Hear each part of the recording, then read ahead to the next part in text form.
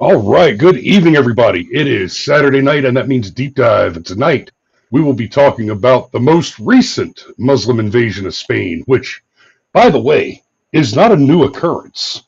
Uh, you know, let's not be let's not be confused about that. Um,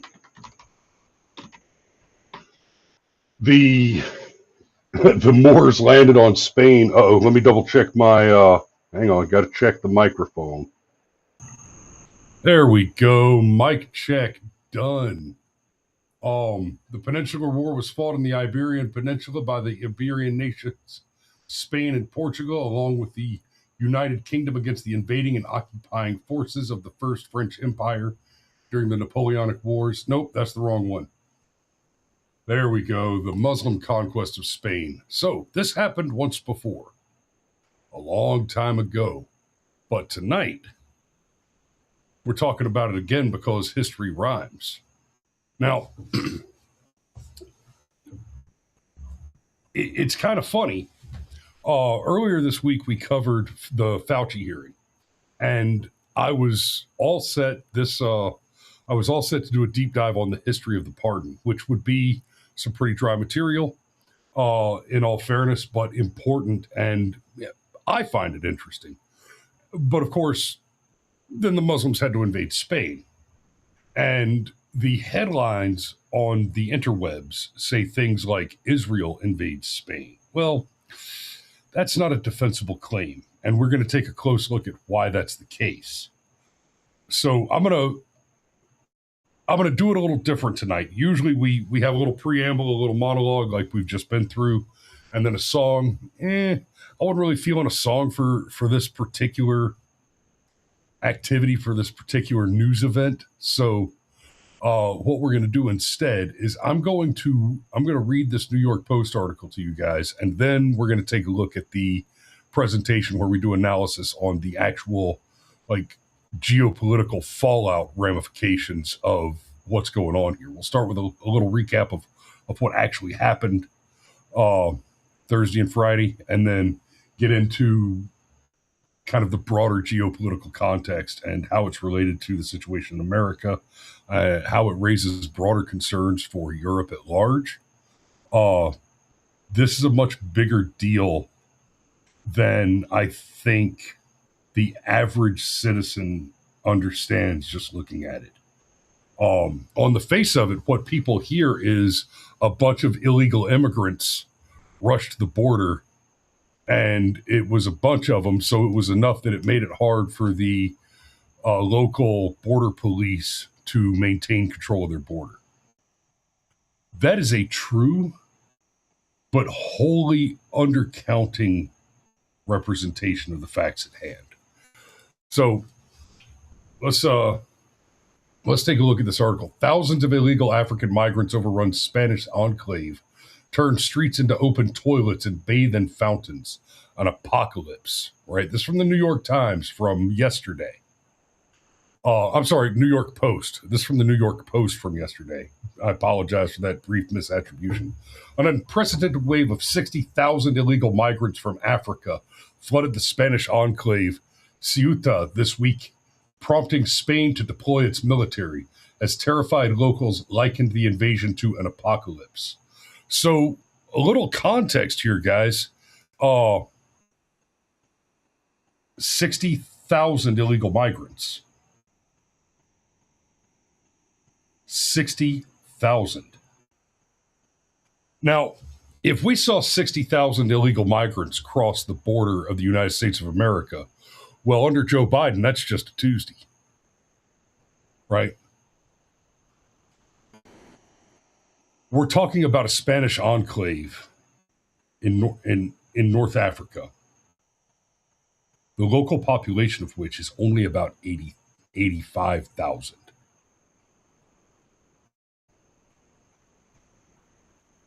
Right, you want to talk about great replacement. When 80% of your local population shows up as almost nothing but military-aged males at the border and just overruns border security, We're not talking about migration. We're not talking about immigration. We're talking about a coordinated military maneuver.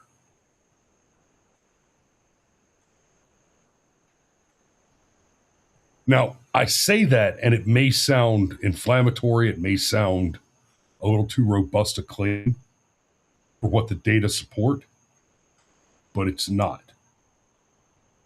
Now, who the coordinating effort behind that is still very much an open question. And I'll tell you, spoiler, I'll tell you up front, I do not have a good answer to that question. I have some suspicions. We'll touch on those a little bit in the presentation as we go forward.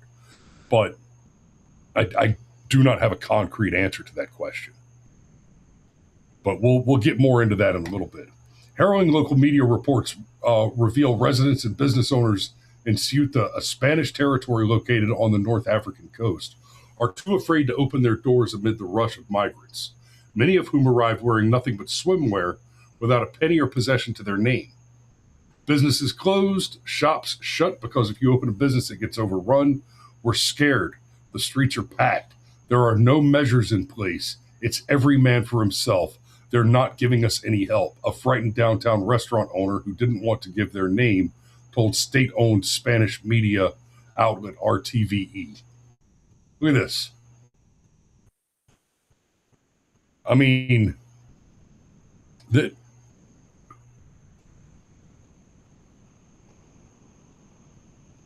that's not just a horde overrunning the border. Look at the smashed cop car. This guy's clearly just throwing a rock. Migrants overrun the border of Morocco and Spain. Right? Look, just the sheer number of them. And you'll note they all have something in common. Do you see all these women and children? All these elderly and infirmed? Oh, obviously no. What you see here is thousands, 60,000 Muslim military-aged men. This is not a raft of refugees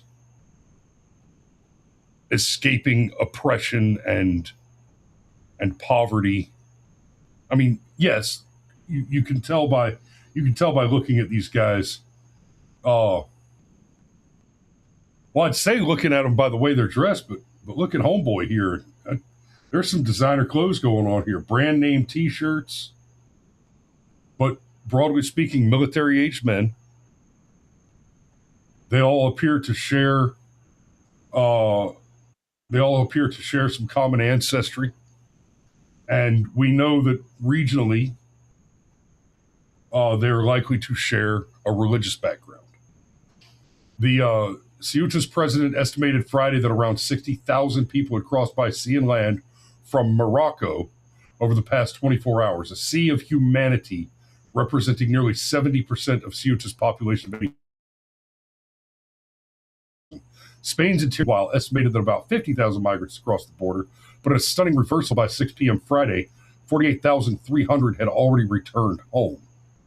So it's difficult to say what has actually happened here. The only thing I can say for certain is that there was a coordinated maneuver. I don't know if some hostile government coordinated it. I don't know if some NGO did it. Okay?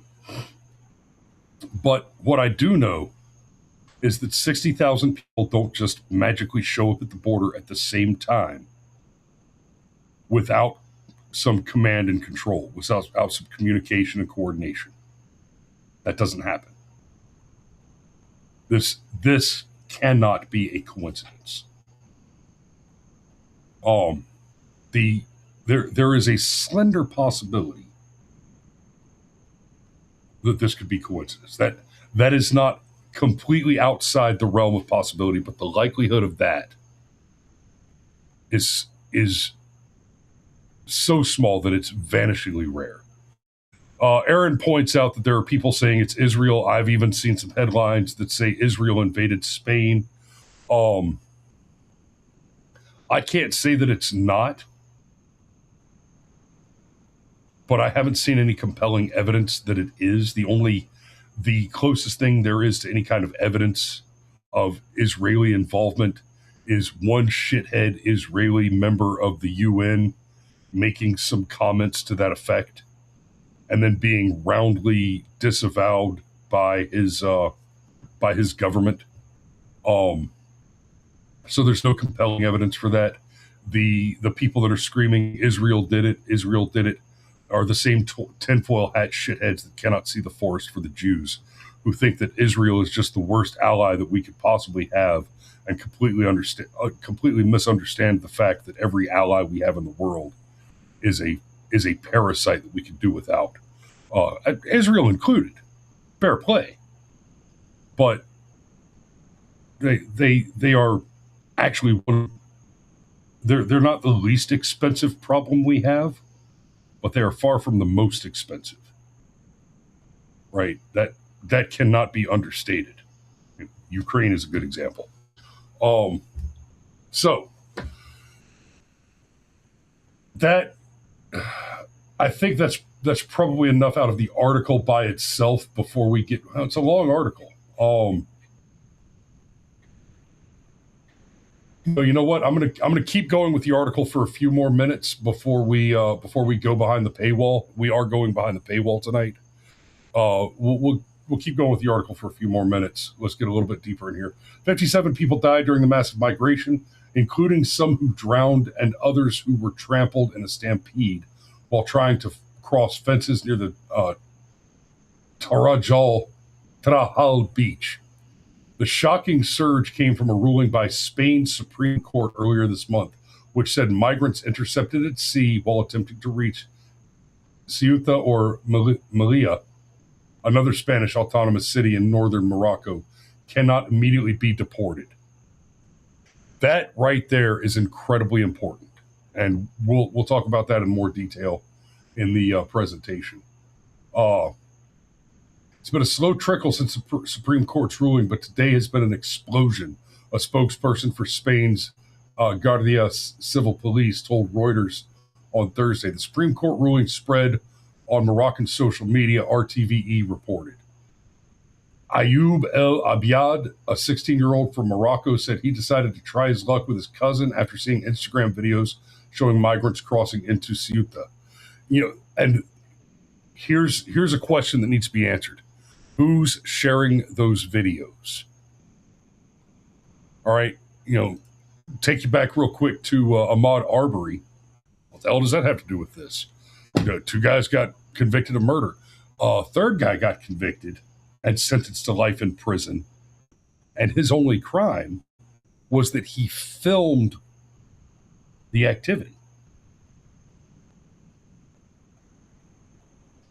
Essentially, he was locked up for the rest of his life because he had the unmitigated temerity to create a record which clearly showed Arbery as the aggressor and should have been taken as absolutely exculpatory evidence on behalf of the McMichaels, father and son, who were sentenced to life in federal pound-me-in-the-butt prison over a situation that looks to have been rather clearly a self-defense incident. So why is there no action being taken? Certainly it's not a one-for-one parallel, but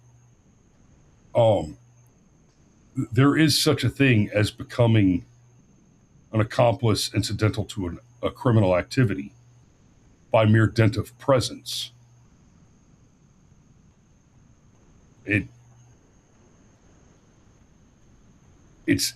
is not a bright line distinction. It is a difficult, slippery slope. But somebody's filming those videos, and the fact is that they're, given the level of coordination that was obviously required for 60,000 people to arrive at that border. I'm not saying that every person out there with a cell phone recording videos and putting them on social media was absolutely an NGO agent working on behalf of some nefarious conspiracy or cabal. But some of them were because they were creating material to recruit for this wave of mass migration, for this mass invasion force.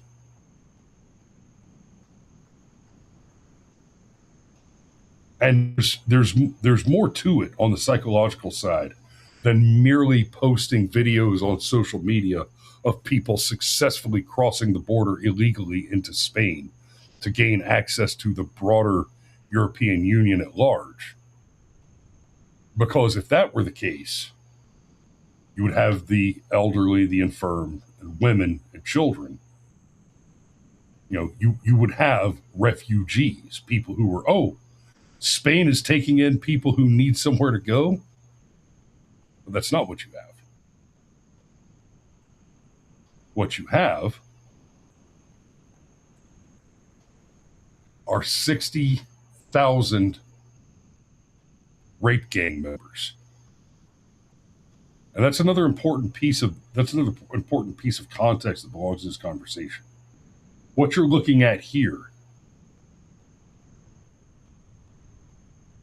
this is the rape gang that we've been talking about in the EU. This is more of that. Okay. I am going to go ahead and drop us behind the paywall, and we're going to switch over to the other presentation. Hold up.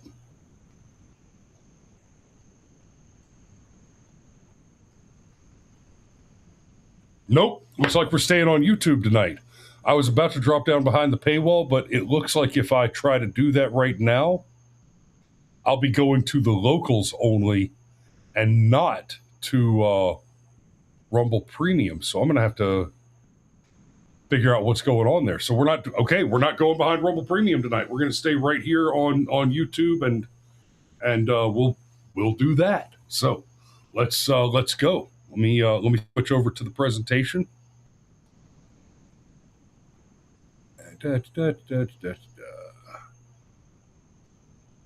Which should be here.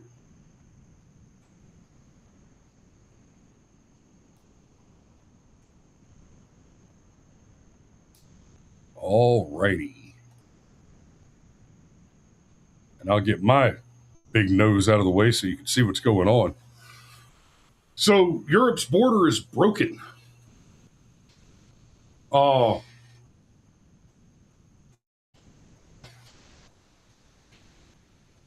We're going to attempt tonight to separate proven facts from strong inference and unproven allegation. The whole thing about Israel is absolutely in the category of unproven allegation. And I get it, Aaron. But yeah. So what happened at Ceuta? Unprecedented mass breach of Spanish territory. This cannot responsibly be called mass migration, like I said earlier. Over 50,000 irregular entries reported. 67 dead on the Spanish side. Now, I actually find that number very interesting because that's on the Spanish side, as in Spanish military, Spanish border patrol, Spanish civilians murdered by these immigrants. That 67 does not include any of the invaders dying.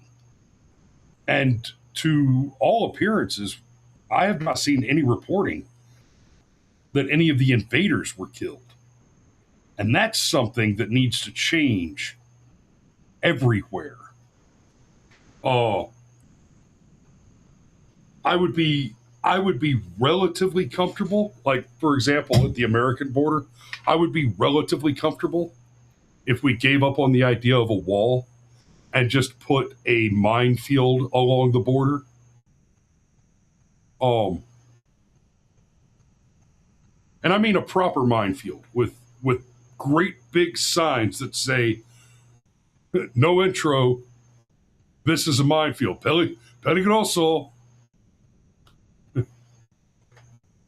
No bienvenido. You are not welcome. Está peligroso. It's dangerous here. Minefield. Big warning signs everywhere. In fact, you wouldn't even really need the mines if you do it right. But I'd be relatively comfortable with a minefield instead of a wall.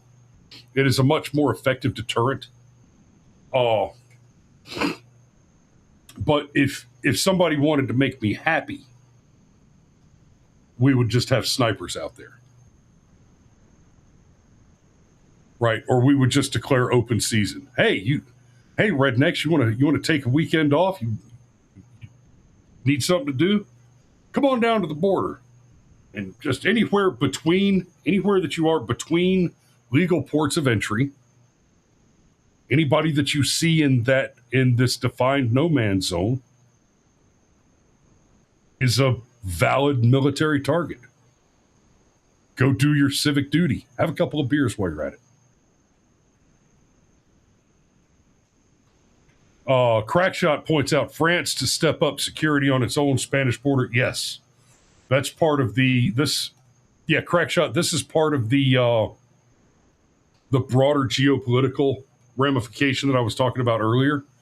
We'll get into that in a little more detail, but while it's not an immediate path, this entry is a path for these people to access all of Europe through the Schengen immigration policies between European Union members. And we've seen what that disastrous suicidal empathy has gotten them so far. Now, this number, this 48,000 returned within 48 hours, that is bizarre. Right? 48,000 within 48 hours. Here's why that's bizarre. Given the scope and capacity of the enforcement mechanism available, I don't see any way that that's not mostly voluntary returns. Right? And the Spanish authorities didn't round up, 80% of these invaders and forcibly eject them. They don't have the manpower for that. Not to find them and round them up and remove them. They had to have turned around and left on their own. I don't know if that's something that's being told to suppress the narrative. I don't yet know if that is because the marching orders were go make a mess and then get the fuck out. I don't know, but it's certainly interesting. And now there are 22 EU governments who have sought emergency talks with Spain over this problem. Because let's make no mistake, Spain is in part at fault here. See, Spain deployed police, soldiers, and a new floating barrier after the surge. Madrid blamed smugglers and a misleading interpretation of the Supreme Court ruling, which we'll get to in a minute. Sanchez called the crossing a violation of Spanish territorial sovereignty. And you know what? Frankly, I don't want to hear it from Sanchez. That's Prime Minister Sanchez of Spain, because he's one of these soft on migration, DEI communist leaders that, I mean, he's almost as culpable. He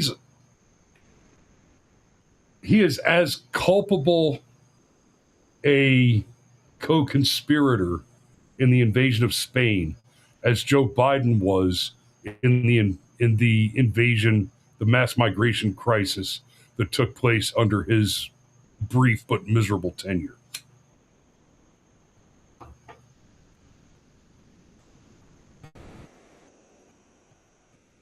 So, the So Ceuta is it's this tiny little blip. It's this tiny little blip of Morocco right here. Okay.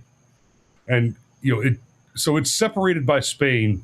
It's separated from Spain, right? But it's Spanish territory, right? Kind of like Guam or Puerto Rico, American protectorates. I think it's a little more explicitly Spanish than the American protectorates are American, as far as what the rights of a citizen there entails compared to a mainland Spaniard. But basically, it it is, for all intents and purposes, Spain. And the court ruling became an operational signal. Uh, and this is important. The ruling said that there would be no summary return at sea in the absence of a physical barrier to those entrants into uh, Cuesta, Ceuta. I'm not sure. I speak Spanish, and I'm not sure about that one. I think it's Ceuta. Uh, but it said that basically, if you show up by water, you won't be just turned away. You'll be taken in and processed, and given an opportunity to file an asylum claim, asylum request, refugee status, all that stuff. Uh,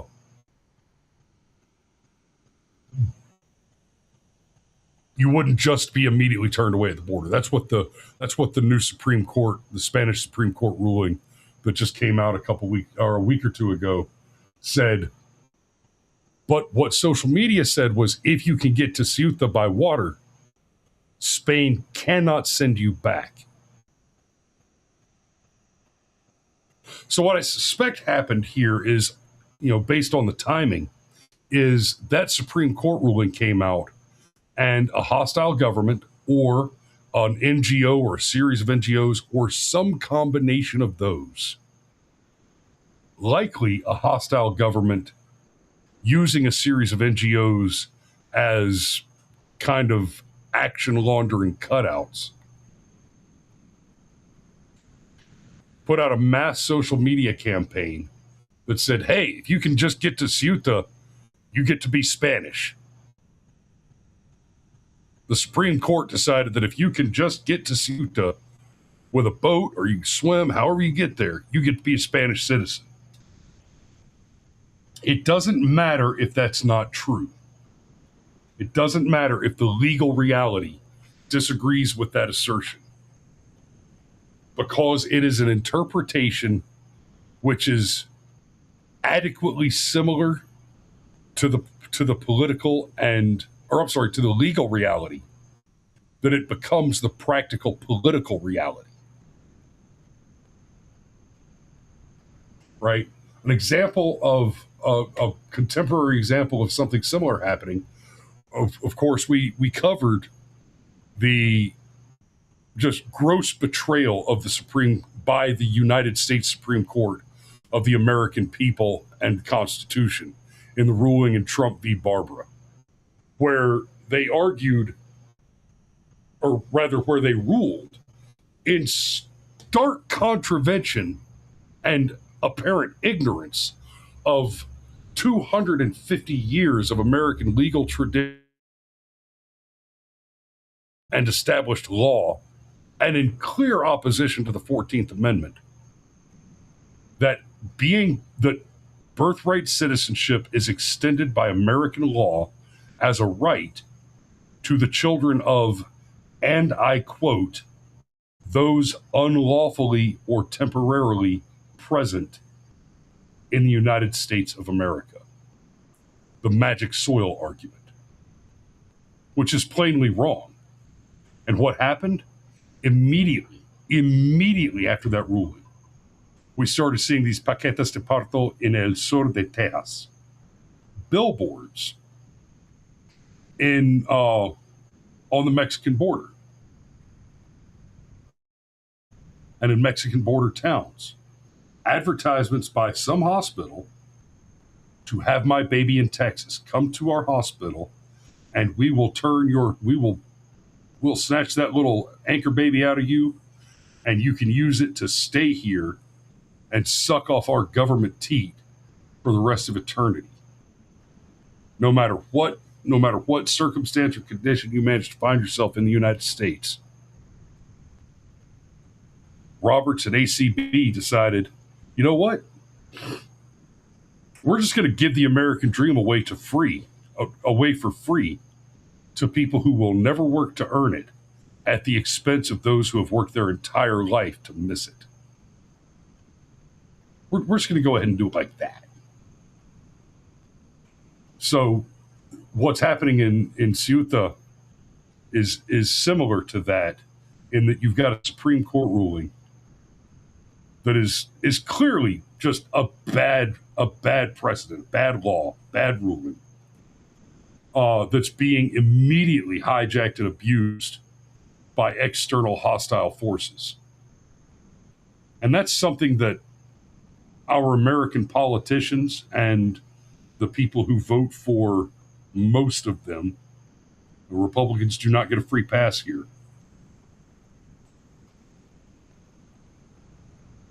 People tend to think that they're voting in their own self-interest.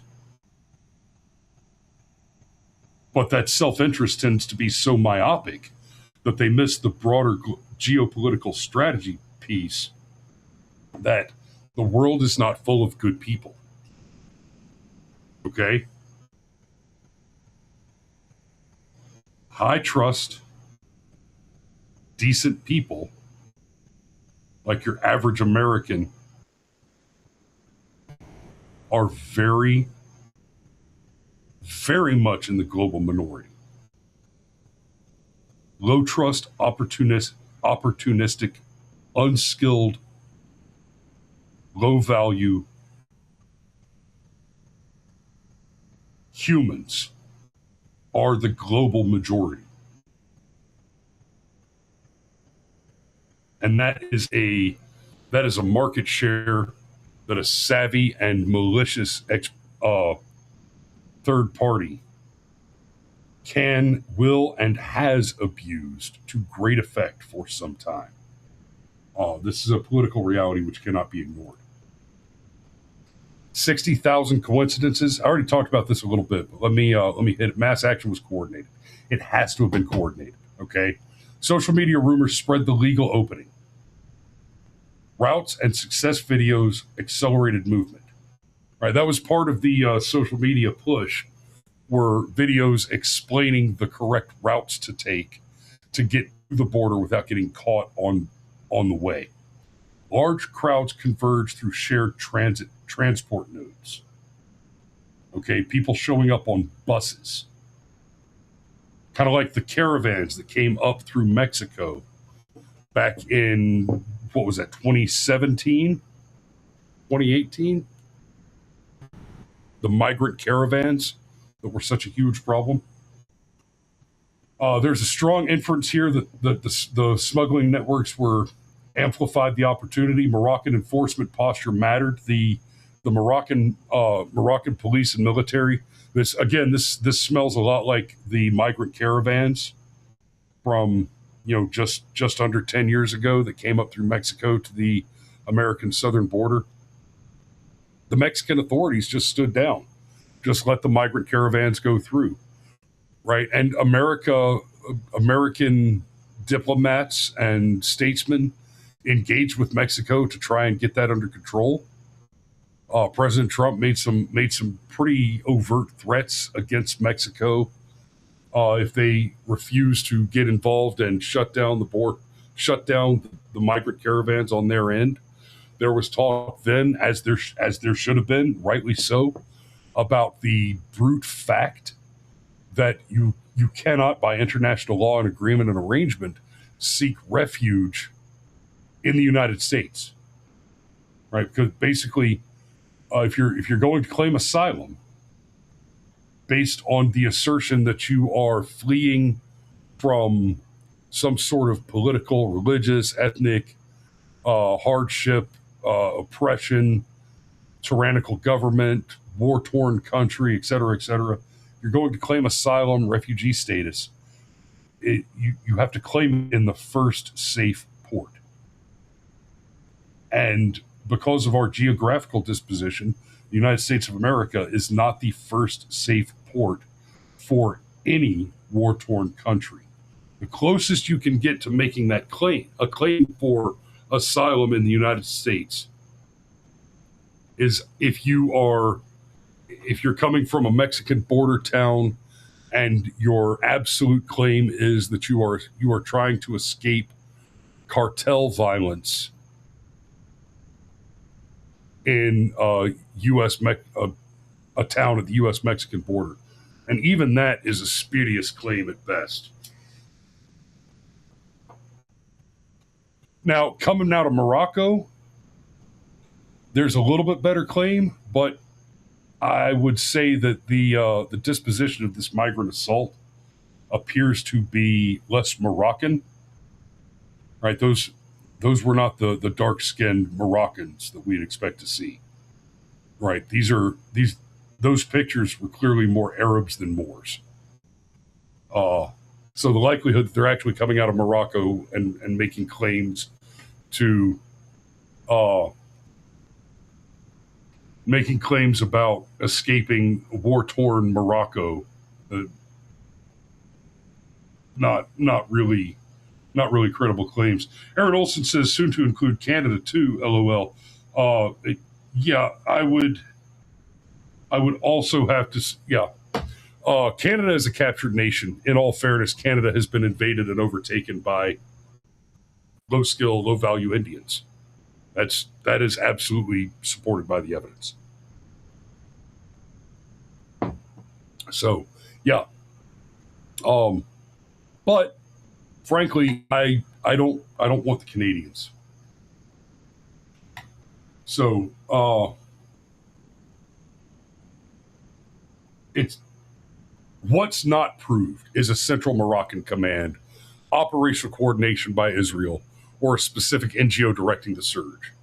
I suspect there is some mixture of any two or three of those. Again, I haven't seen any credible evidence that Israel's involved beyond sort of tactical disinterest.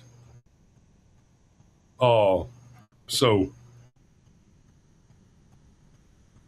this is not one where you need to squeeze the juice. At least not yet. I'm not saying it's not. I'm saying I haven't seen any credible evidence to support that hypothesis. And again, no credible evidence that there's any centralized command structure beyond that. There was absolutely mass coordination, which at some point requires a centralized command, but there's no evidence to point to what the identity of that central command is. So we cannot responsibly say that Morocco invaded Spain either.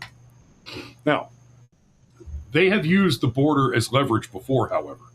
Now, this leans toward the Moroccan government being involved, at least tangentially, because the Moroccan government has used this border with Ceuta as a political pressure point in the past. And the Supreme Court ruling that we were discussing earlier did provide a pretty valuable chronological opportunity to exploit that border and that pressure again.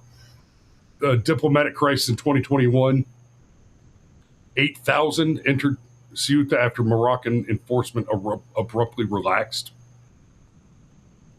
Kind of like what I was talking about a minute ago with what just happened in this latest invasion maneuver and what we saw happen with Mexican authorities during the caravan migration crisis, where the local authorities, if if your job is law enforcement and you stand back and watch the crime happening, you're basically as good as aiding and abetting, right? Just like we've said of Joe Biden in the past, he was essentially the coordinating principal in one of the largest human trafficking operations in the history of the world. And that is a statement of brute fact, not an opinion or a hypothesis. I mean, that is supported by the evidence. In 2026, so earlier this year, the Spain-Algeria ties and Western Sahara are both pressure points of political friction between Morocco and Spain. Then the 30th was just a couple days ago with the 60,000 migrants, 60,000 invaders. Moroccan forces later moved to stop further entries, but they just let it start happening. I wonder if Morocco decided to send some of their forces to interfere when, half 100 people were murdered by migrants in the streets, and Morocco said, "Oh shit, that's probably going to be people are probably going to say that's our fault." Yeah, well, it probably kind of is. So this is the result of progressive systems manufacturing predictable behavior, right? Just like I've talked about this many times before. Hanlon's razor. You never attribute to malice that which can be explained by incompetence, but there is absolutely a point at which incompetence fails to be a reasonable explanation, a sufficient explanation to explain away malice. When you have consistent, repeated, predictable bad results, it cannot be assumed that those are the result of incompetence. So we can compare and contrast Biden and Sanchez. So Pedro Sanchez, like I said before, he's the prime minister of Spain. He's got broad regularization program for people already in Spain. Pedro has been doing what an American would understand as amnesty for his hostile foreign invaders for some time. Visibly migration-friendly governing posture. And didn't even attempt deterrence until after the sovereignty of the Spanish people was breached. You go back and look at Biden. I mean, Biden said, "Come on in." He literally gave a speech after quote unquote winning the election in 2020, where he said, "Come on, now's the time. Surge the border." He said the words "surge the border" in a public speech. And again, the result was predictable and disastrous. Somewhere between 20 and 30 million hostile foreign invaders crossed the border between 2021 and 2024. Now, of course, the officials, Biden's official lines, for one, they tried to downplay the crisis. And they tried to bury the fact that he said the word "surge the border," but you can still find the clip on the YouTubes if you go looking for it.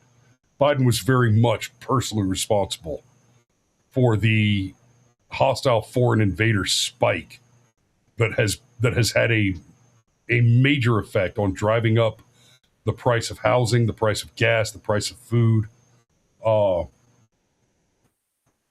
The parasites that stream across the border from Mexico are not the only cause of inflation, but they are a key factor that have exacerbated the inflation crisis dramatically beyond what it should have been based on the other mistakes that were made to get us there.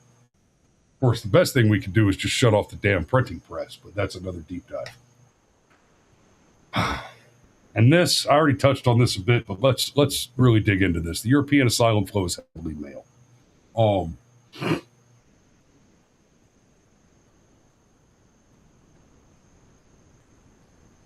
you hear the term Asian a lot. I'll get into this more on the next slide, but just looking at the chart here, the vast majority of European European Union asylum applicants in 2025, 73% were 18 to 34-year-old men.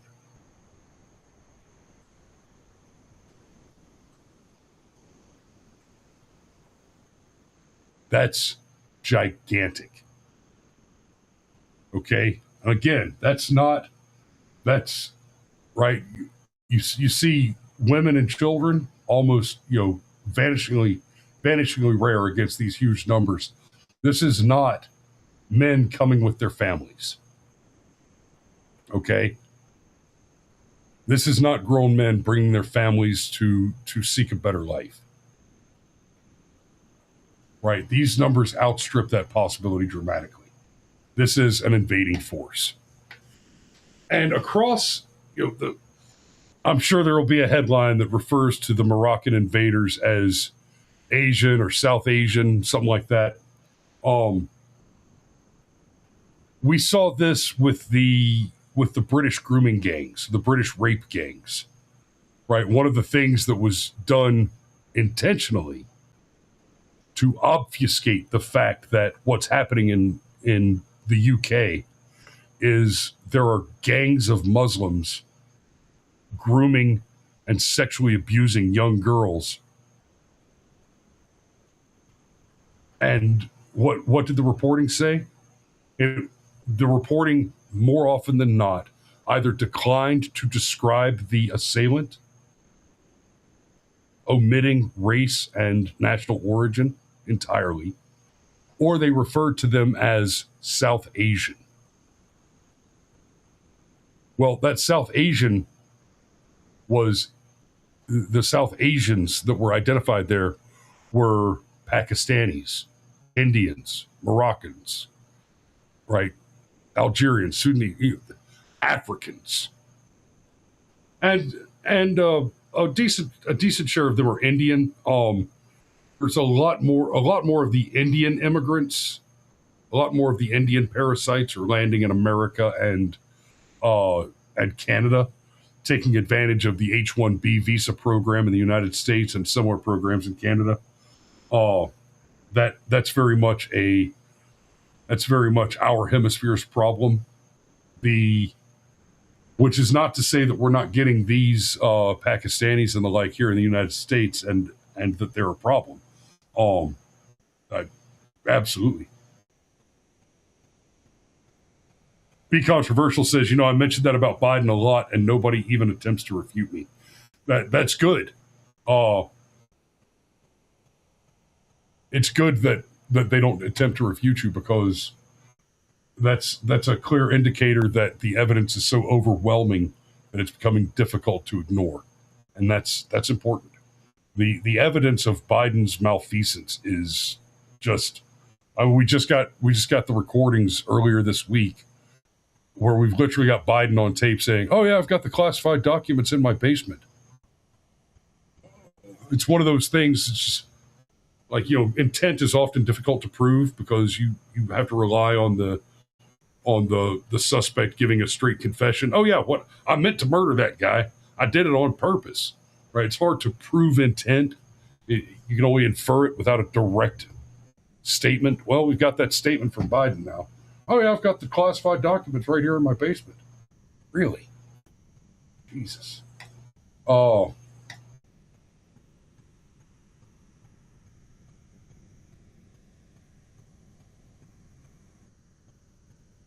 I'm going to skip over that slide and get straight to this one. Because we know we're looking at majority Muslim military-age males, it's important to understand that you will be confronted with, on occasion, there's the Pew Executive Summary on Violence that goes out of its way to claim that Muslims don't support violence.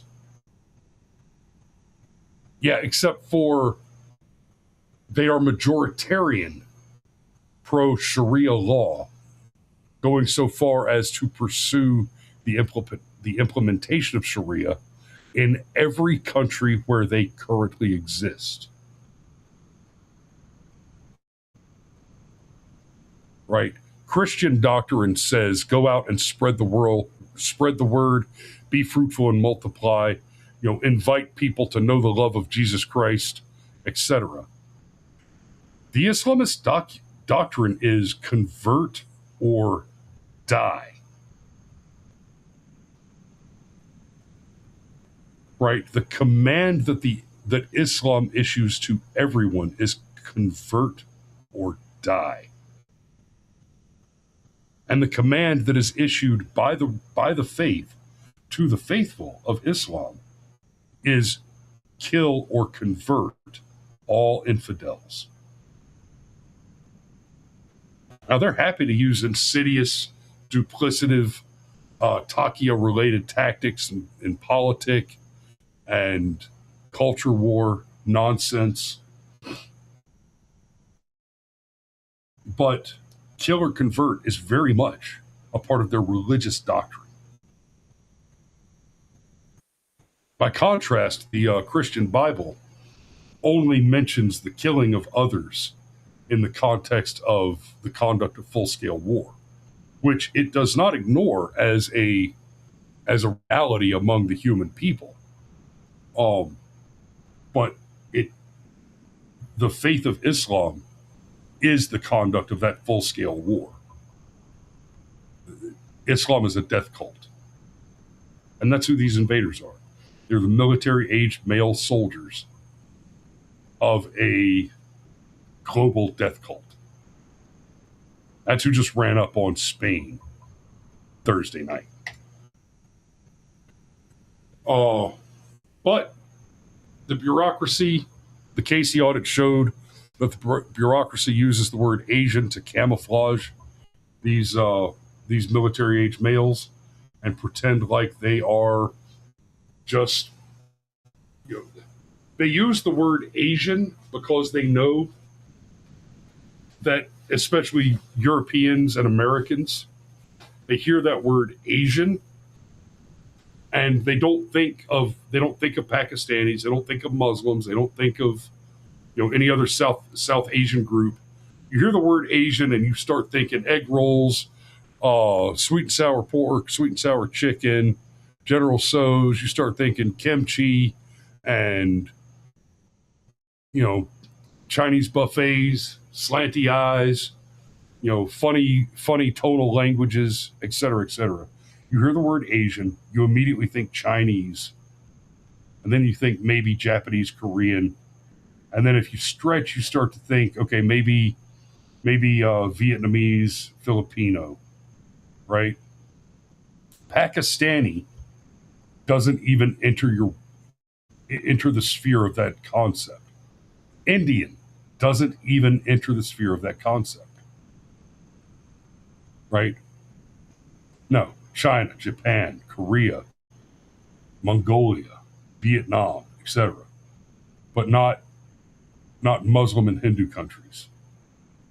Those don't get into your narrative just on the word Asian as a descriptor. That's not how it works, and they know that. So, unfortunately, we have to wrap this show without being able to say for sure who coordinated this. We say for sure who showed up: Muslim military-age males.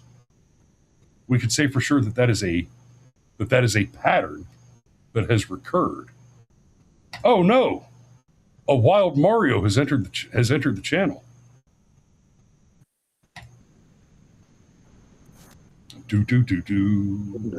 Is it a Mario? Is it a wild Mario pulled off the streets? Holy shit! Yes, it is. Okay, hold on. My headset's not working right. I'm going to reboot.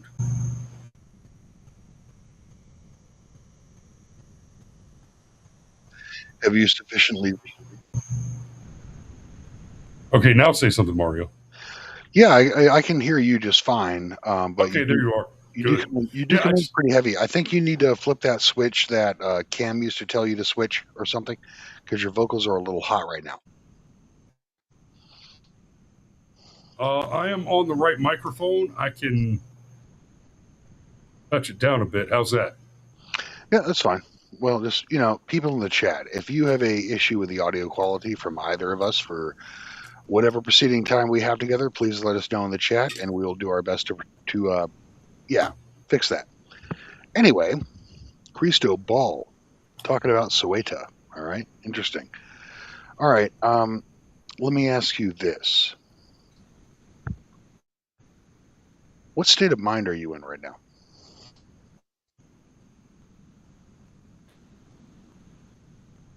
Are you in a revolutionary mindset, friend? Well, it's tempting to say this is happening on the other side of the world, and that means that I don't have to be worried about it. Yeah.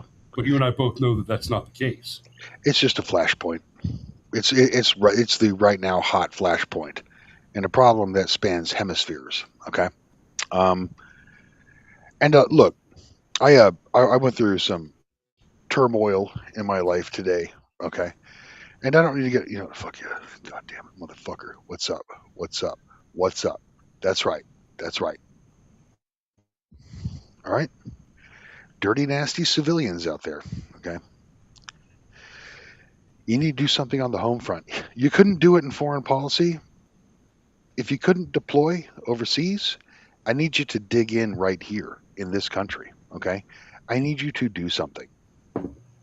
Because men like Chris and I just got my tractor back, Mario. Men like Chris and I have done something. I need you to do something. Okay? Be a fucking hero. Please. Be a hero right here at home. If just for one day. David Bowie. I think I remember when dolphins would swim. Because we can be heroes. If just for one day. Okay? If we Oh, just a heads up before you get too far off script, Mario. For the audience. Okay. We are still on YouTube. We're not behind the paywall right now. I'll explain that to you. Dios mío. Okay. All right. Oh, did you get kicked out of the Cool Kids Club on Rumble? Yeah. Well, fuck it. Hopefully just for this month, but shit happens. No, it's my fault. It's my fault. It's not. It's not. They doubled several of the minimum requirements. I could have suddenly and randomly they doubled several of the minimum requirements, and they're not. And the minimum requirements that they doubled are audience participation requirements that we don't have any direct control over. Yeah. Thank you, Crackshot. Crackshot got it. Okay. Anyway, I don't know, man. I've been going. I've had a lot going on lately. Okay, guys. Went up to the ancestral homelands in New Hampshire. Okay, for 2 weeks.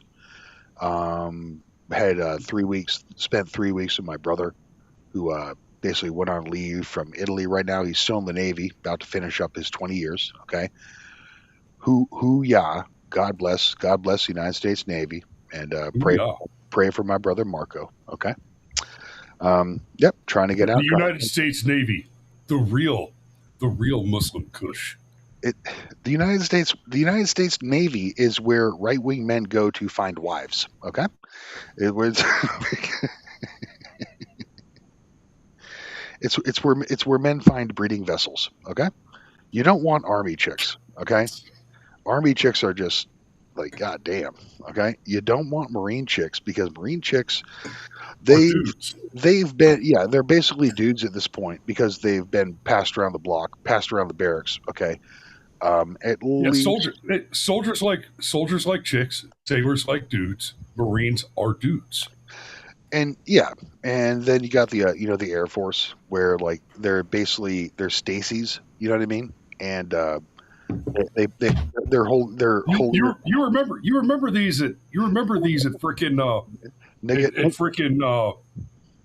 Goodfellow. Nigga asked me about joint service. Okay, I fucks with sailors. I fucks with Marines. I fucks with airmen. Okay, I'm down, brother. You know what I'm saying? Please. Air Force chicks are Stacy's, who are like they're hot, and then they're gonna divorce rape you. Okay, and Yeah. it's like the Navy. The Navy is where you go to find grounded, ironically. Okay, conservative pussy. It's a place to go. Okay, so Navy's got that good puss. All right, just saying. Made a lot of babies on this show with that Navy pussy. You know what I'm saying? So for the audience's benefit, I am intoxicated right now on two substances. Okay, one is legal and the other one is in a gray zone, depending on what state you're in. Okay, so I apologize if I'm going to be somewhat off the cuff tonight. Okay, but Well, funny story, Mario. I was just about to wrap up, and here you come. Uh, but so I've well, covered the story. I'm sure you did. And, I made a couple well, notes. You know what I mean? let me were you watching any of the show before you popped in? No, I'm coming in. I'm coming in dry. Okay, because one of the things I covered is I compared the Spanish Supreme Court decision that kind of off the timeline here to what happened with the recent U.S. Supreme Court decision on birthright citizenship that was followed immediately by hospitals putting up billboards in Spain advertising birth tourism services.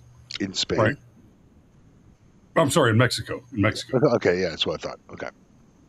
Yeah. So, right, immediately after Roberts and ACB just decided to wipe their asses with the 14th Amendment, What's the we current started status seeing on Spanish language billboards advertising birth tourism services in Texas hospitals. This is obviously a little more extreme than that, but there was a very recent Supreme Court decision out of the Spanish Supreme Court that said if you can get to Ceuta, then you will not be summarily rejected at the border. You'll be brought in and processed for refugee and asylum claims. And that's kind of what touched this off was a misleading reinterpretation of the Supreme Court decision disseminated on social media, on Instagram, TikTok, etc., along with explicit instructions on approach vectors, routing, and entry tactics. the satire? Satire, is that what we're talking about?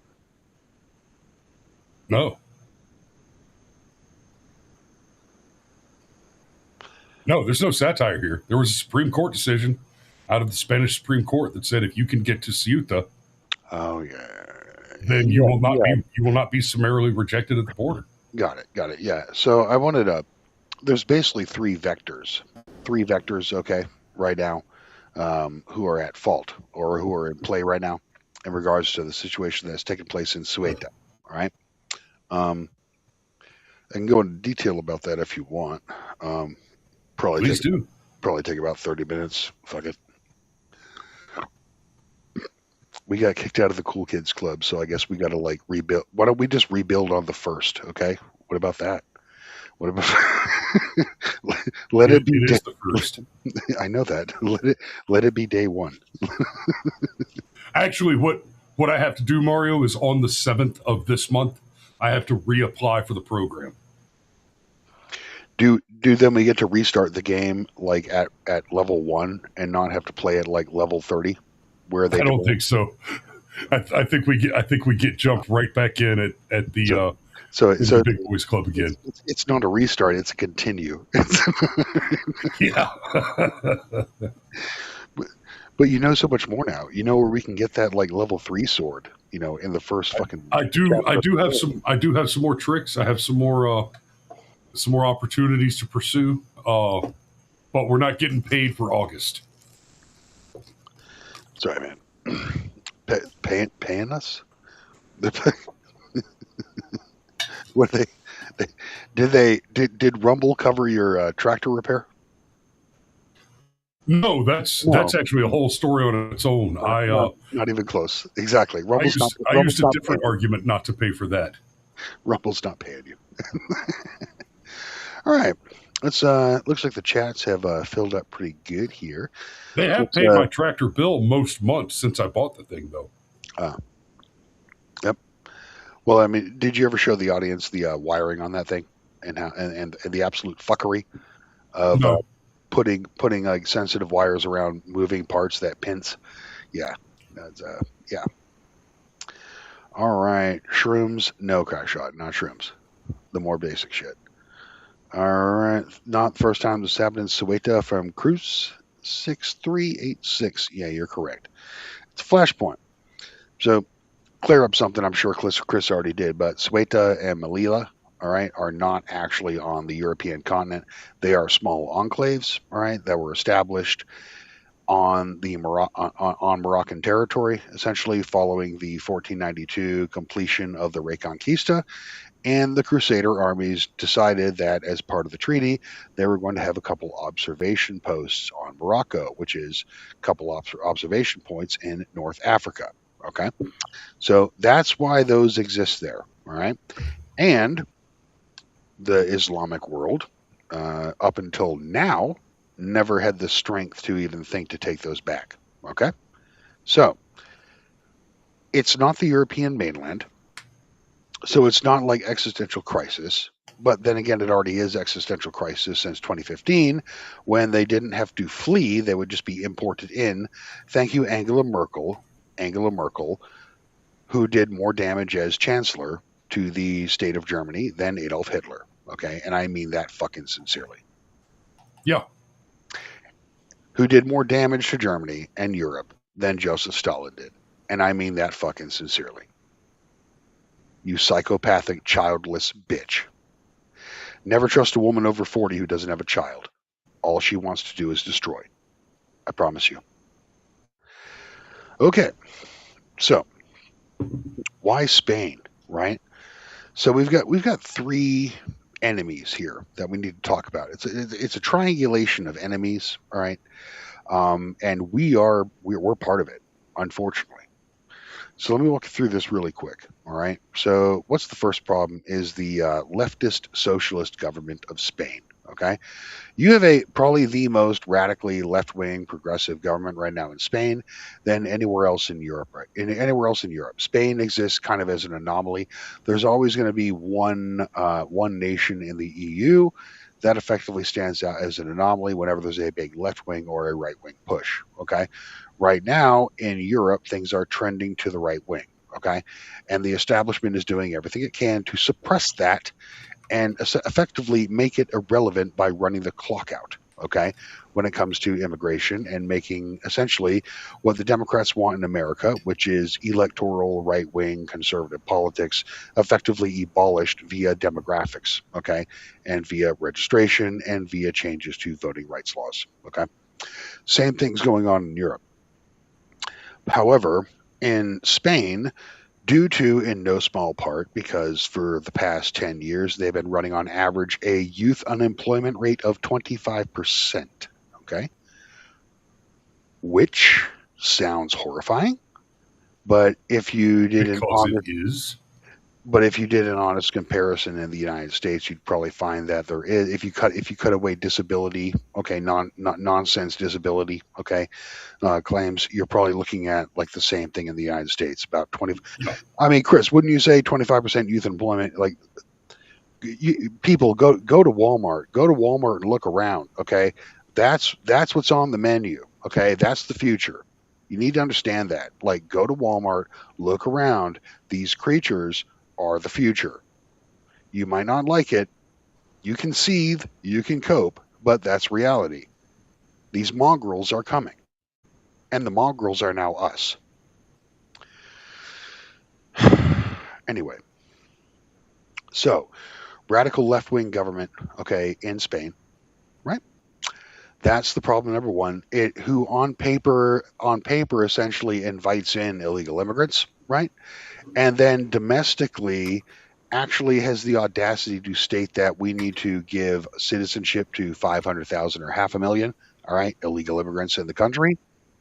And they actually on stage in their campaign slogans will state that we're doing this to ensure that the right wing can never electorally gain power ever again. So it's exactly what Joe Biden was doing to you, to us, okay? In the past 4 years from 2020 to 2024. Okay. We can't win fair and square. Then we're just going to if you will not vote for me, I will bring in replacement voters to vote for me. Okay. That is what's going on in Spain right now. So it should be no surprise that illegal immigration flashpoint, a hostile foreign invader flashpoint should occur right now, and why it would be in Spain. Okay. So, as I said, the Spanish socialist government this year legalized 500,000 illegal immigrants. All right. And they established, as Chris has mentioned previously, that there are anti-deportation regulations in place, so it's no more catch and return, okay, across the border. And they have specifically done it to dilute the political right in Spain, so that the natural, basically to prevent basically the immune system of Spain, okay, if you are drawing upon the Spanish people who are of Spanish blood, people who were born and bred on the Iberian Peninsula, okay, if you were to draw upon those who were born rightwise by that peninsula, then the natural trend right now is to the right wing for obvious fucking reasons. Okay, for absolutely obvious reasons. You're being overrun by illegal aliens, and therefore the white blood cells, if you will, okay, of the Spanish society are activating. T cells are activating, distributing propaganda, ways to defeat it. Okay. A nation works exactly like a body. That's why they call it the body politic. Okay. So to forestall or outright prevent that natural political transition in the country, they are inviting in illegals, hostile foreign invaders by up to the million, giving them citizenship so that the actual Spanish can be voted into oblivion. That's the plan. These people are absolutely fucking evil. This is the left, unabashed. This is the Democratic Socialist of America, okay? Let loose with no controls whatsoever on their power. That's what's happening right now in Spain. So, yes, they are indeed partly responsible for what happened, okay? Um, anyway, and let's be honest, it doesn't take much to compel like the fecund third world, okay, to invade your country. Because truth be told, living as a public ward anywhere in Europe is better than living as a man free in Africa. It is better to be a slave in Europe than to be a free man in Africa. Because Africans. That's why. Yep. Africa is the most wasted piece of real estate on the planet. Everything we need to go to the Mars and beyond lies within Africa. Not with the people, not at all, but with the untapped resources that they are unable to claim by their own birthright. Our destiny, our path to the stars, means the conquest of Africa. But that's a different story. All right? Anyway, it doesn't take much to compel the third world to invade the first world, of course. Okay, we're looking at a positive, negative pressure, okay, equilibrium, where the positive pressure is always pushing against the negative. All right? And the countries themselves of the third world, let's say Morocco, for example, it's really not going to take much for them. And be honest, and let's be real, it's a kingdom. Okay, they have a king like Saudi Arabia. They don't have a parliament or democracy or any of that shit. It's Right. King Mohammed. royal family. It's royal family. King Mohammed the Fourth. All right. Yep. You present a deal to him where it's just like, hey man, why don't you just like get rid of the bottom quintile of your population, the most like violent, useless fucking people in your country? Yeah, just send them north. Yeah, that yes, yeah, that deal. I'll get rid of these people. I want that. I let them be your problem. I don't want them. Okay, it doesn't take much convincing. Right. What do you think? What do you think during for the past 20 years? 20 years. I'm going to give Trump credit for shutting down the border, okay, and preventing the insane like, Zerg rushes, okay, that have been going on across the southern border. I'm going to give Trump credit for that, okay? Like thank you. That was reason enough, okay, to vote for you. But what have you done for me lately? But anyway, I digress. That's a different topic. It doesn't take much to convince the bottom quintile to move. Okay?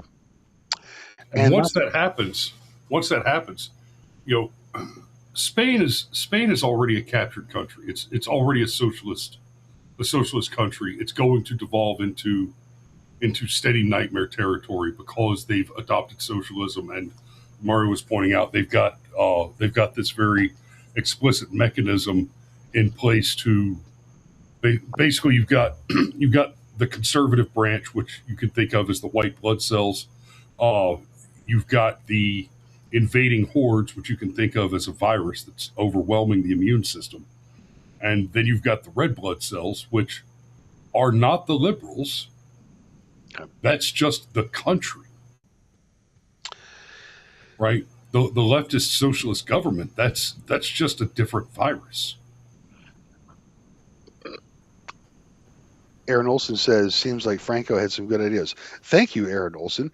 Please refer to Brushfire Minds Deep Dive on the Spanish Revolution, okay? Yes. Yes, indeed. In fact, let me take that a step further. It's more like that. You've got the bloodstream. I like your analogy with the white blood cells there, Mario. The bloodstream is your nation. Conservatism is the white blood cell, right? The antiviral, the immune system. Socialism is the virus, which weakens that immune system, making it less able to fend off the parasites that are coming in through your exposed southern hole. What leftism is to politics is what cancer is to an organic body.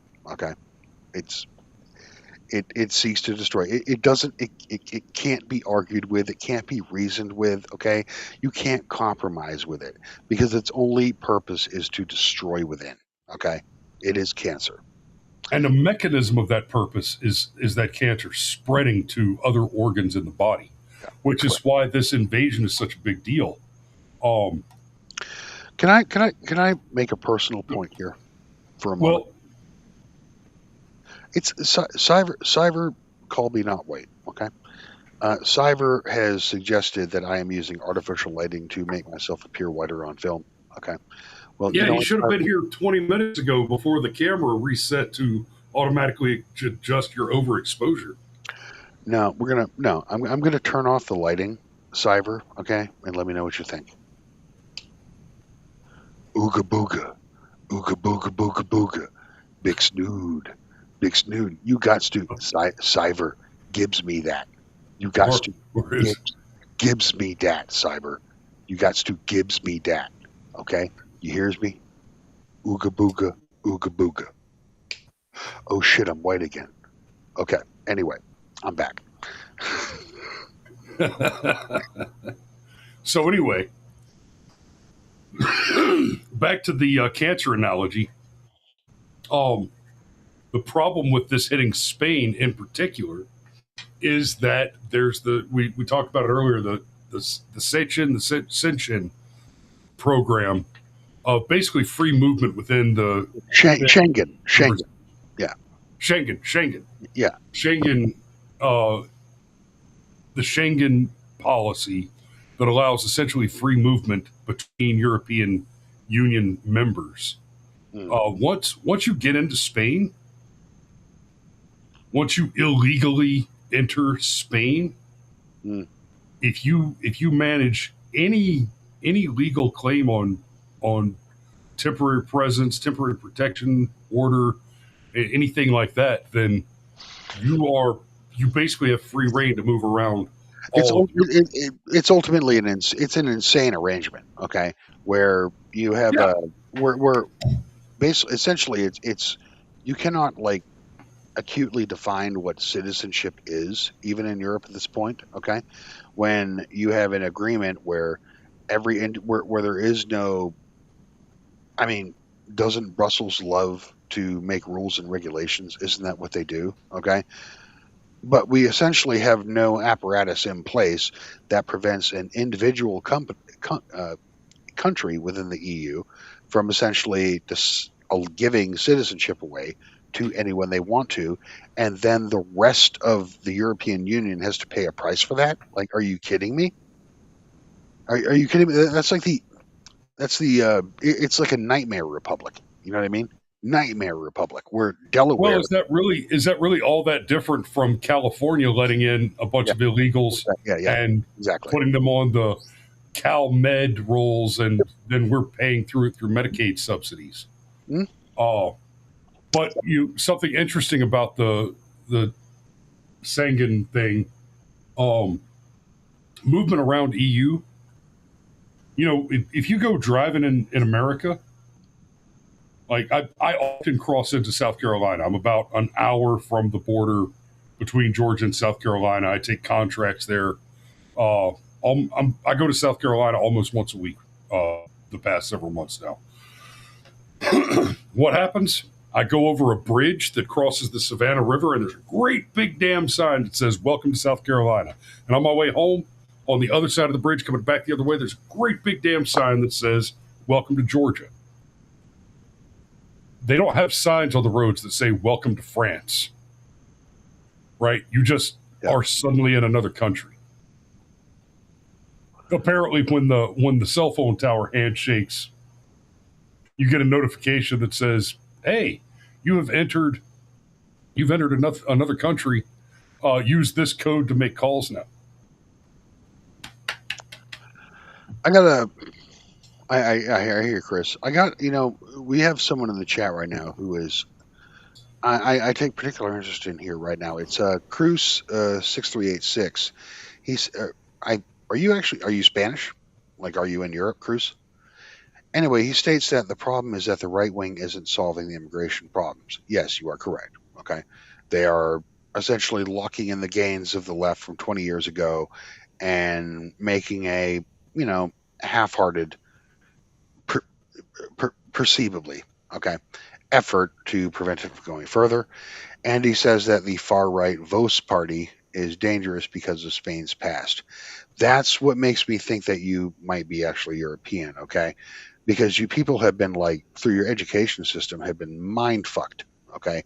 Absolutely mind fucked into believing that everything your ancestors did was bad. We did a deep dive on the Spanish Civil War, and Francisco Franco, frankly, saved Spain, saved Spain from demolition, okay? And through his, my gosh, what was it, like 40 something years or 50 to 60 years of tutelage over the nation of Spain, protected it from the worst ravages of like World War II and the Cold War, okay, etc. He effectively kept Spain neutral from what was going on in the rest of Europe. And it literally took one man, it took a strong man. And then when he died, they offered the government back to the king, back to the Bourbon dynasty. The king was like, nah, I can't do it. I can't do it. We're going to become a democratic republic, right? And that's when the weirdness started. There were some glory days in the early years. Okay, you held the Olympics in Barcelona, and what was that? What was that? 1992, Chris? 1992 Barcelona Uh, Summer Olympics. I think so. Yeah, that was like Spain. I think What was it? the Olympics in Atlanta was '96. If ATL was 96, then Barcelona was 92. Yeah. Okay, yeah, so it was 92. That was like the rebranding of Spain, you know what I mean, through the international community as having come out of a fascist dictatorship, okay? and into the modern world, into the European Union, and into NATO. All right, but at that point moving forward, is when all the political problems really began in Spain. So, Cruz, I think, kind of honestly, it's rare to hear me say this, but don't read a book. Okay, don't read a book. The book's probably lying to you. All right, especially in Europe. Especially in Europe. But then again, in the United States now we have AI firms buying up copies of rare manuscripts, scanning them, ingesting the data, and then That literally destroying the original copies. Okay, yes, what can I say? What can I say here in the United States? Okay, I don't. that is terrifying, and It is like it is okay. You know what that is? it's intellectual terrorism. It's like, what if Skynet sent a T-800 back in time to kill Gutenberg? Right. That's what it's doing. It's murdering the source of logos. Okay, that is a crime against humanity. If the stories I read are true, what OpenAI did is a crime against humanity. Do you think, would there not be international outcry if some data center went in and built a facility and destroyed a UNESCO World Heritage Site because it was like a good spot for a data center? Of course there'd be outcry. There should be equal outcry over a There should be thousand. dramatically greater outcry. There should be dramatically greater outcry because the land will always be there. Okay, Right. the What book you're won't. describing, The what you're book won't. describing is more akin to the burning of the library at Alexandria. Yes, and which is how some of the more savvy in the news media have described it. Okay, and yes, that is exactly true. That is exactly what it is. All right. Be controversial, says Mario, regarding your personal points. Remember, this is on YouTube. I don't think I said anything crazy. Not yet. Not too crazy. Yeah. No, no, no. This is just general crackpot shit. Okay, guys. Totally YouTube friendly. All right. So, like I said, the DSA, the Democrat Socialists of America in the United States, is essentially who is in charge of the government in Spain. All right. So it's just capstone on that topic of enemy number one, which is the left. Okay. Now, before we get into enemy number two, we should talk about, someone who I expect to see on a Mad Lads episode. Okay, with Count Dankula, Muammar Gaddafi, probably the most unappreciated man in North Africa of the past of the 20th century. Muammar Gaddafi was a dictator. Okay, he was a bad man. He did terrorisms. Okay, when it suited his fancy. But you know what he also did? He kept You a know what? firm. He kept firm. Before you say that, before you go any further down that rabbit hole, Mario, Mhm. you remember when we killed him? 2011, 2012. No. I mean, like, I know where I was when the towers went down. Yeah, I Remember where you were when we killed him? I was in Hawaii. I was at Yeah, so was I. I was at home in Waipahu. Yeah. I was in a chow hall. I was in the chow hall on at Fort Shafter, right over by Honolulu, Mm. and the news came on. I was in a chow hall full of young soldiers when the news broke that Gaddafi was dead, right? And I'm looking around, and nobody seemed to even know who he was. Right? That's something I ran into. That's something I ran into a lot with young soldiers. Is and it broke my heart because you've enlisted in the United States military, and you don't know who the enemy is. Well, you would think that at least the Marines would know, given the shores of Tripoli. You know what I mean? Like, You would think, but that was not the case. they don't know shit. They don't know shit. Now the intel guys knew knew what was what with that. But in a chow hall full of young infantrymen, that they were not better informed on the state of world politics and what might, oh, I don't know, justify being deployed overseas. It was shocking to me. Well, Chris, it's kind of hard to teach, geopolitical history, all right, and the history of warfare to young soldiers, so that they have a context for why we fight today. When you have to invest all of your effort into teaching them to stop raping, no rapes, but Right, and also be but afraid of the white men. but sir, there were no rapes in this company last year. Doesn't matter. Forever. You got to stop raping. But sir, we're not raping. You have to stop. Okay. Here, watch this educational video where a white man gropes a Hispanic woman in a bathroom. Okay.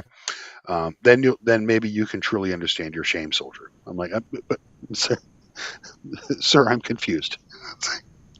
This is what they wasted their time on. Okay. No military history, no Western civilization history. And you know what? Fuck, goddamn. You want to open up a GS-12 position where like some rando vet goes and like talks to vets for 3 hours a week and just talks about history and civilization and the magnanimity of everything that you represent, all the way back to the Roman era, you know what I mean? All the way through the British Empire. Just explain to them the military and cultural and civilizational legacy that you bear with you every day when you put on that uniform, when you wear that flag, on your shoulder, brother. Okay? You need to understand you're part of something greater than your own life. You need to at least understand why the flag on your shoulder is backwards, soldier. That's not an accident. The flag always moves forward. Okay? You know that, Chris. But these people need to understand, these symbols that you wear on your uniform mean something greater than yourself. I don't think you've been adequately prepared to understand that. I don't think your public school education, which was essentially a daycare for, Aaron Olson says the N-word is coming, lol. Well, now I don't have to say it, Aaron, because you said it first. Got him.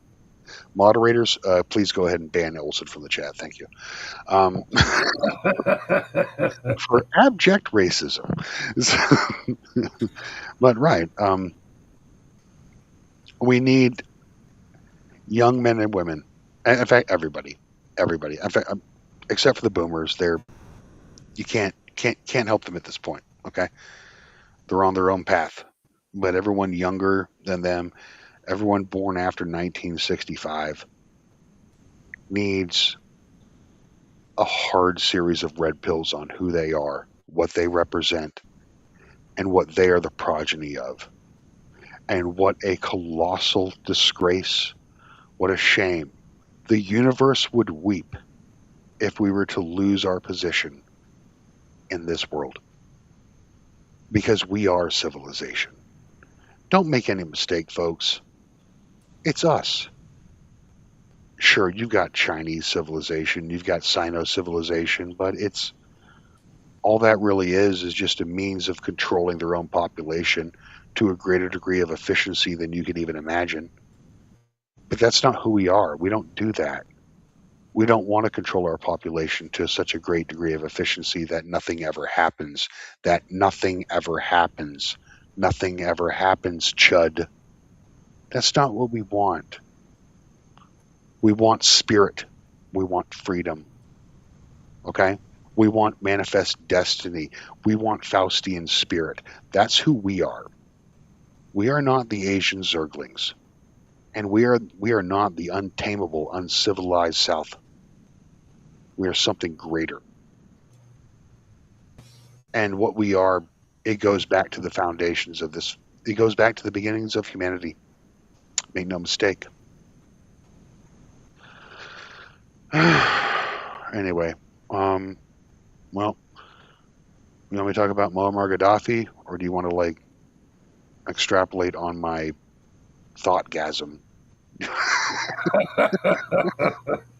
if you want to go down the Gaddafi rabbit hole for a minute, I'll let you. I was going to wrap up half an hour ago, so whenever you're ready.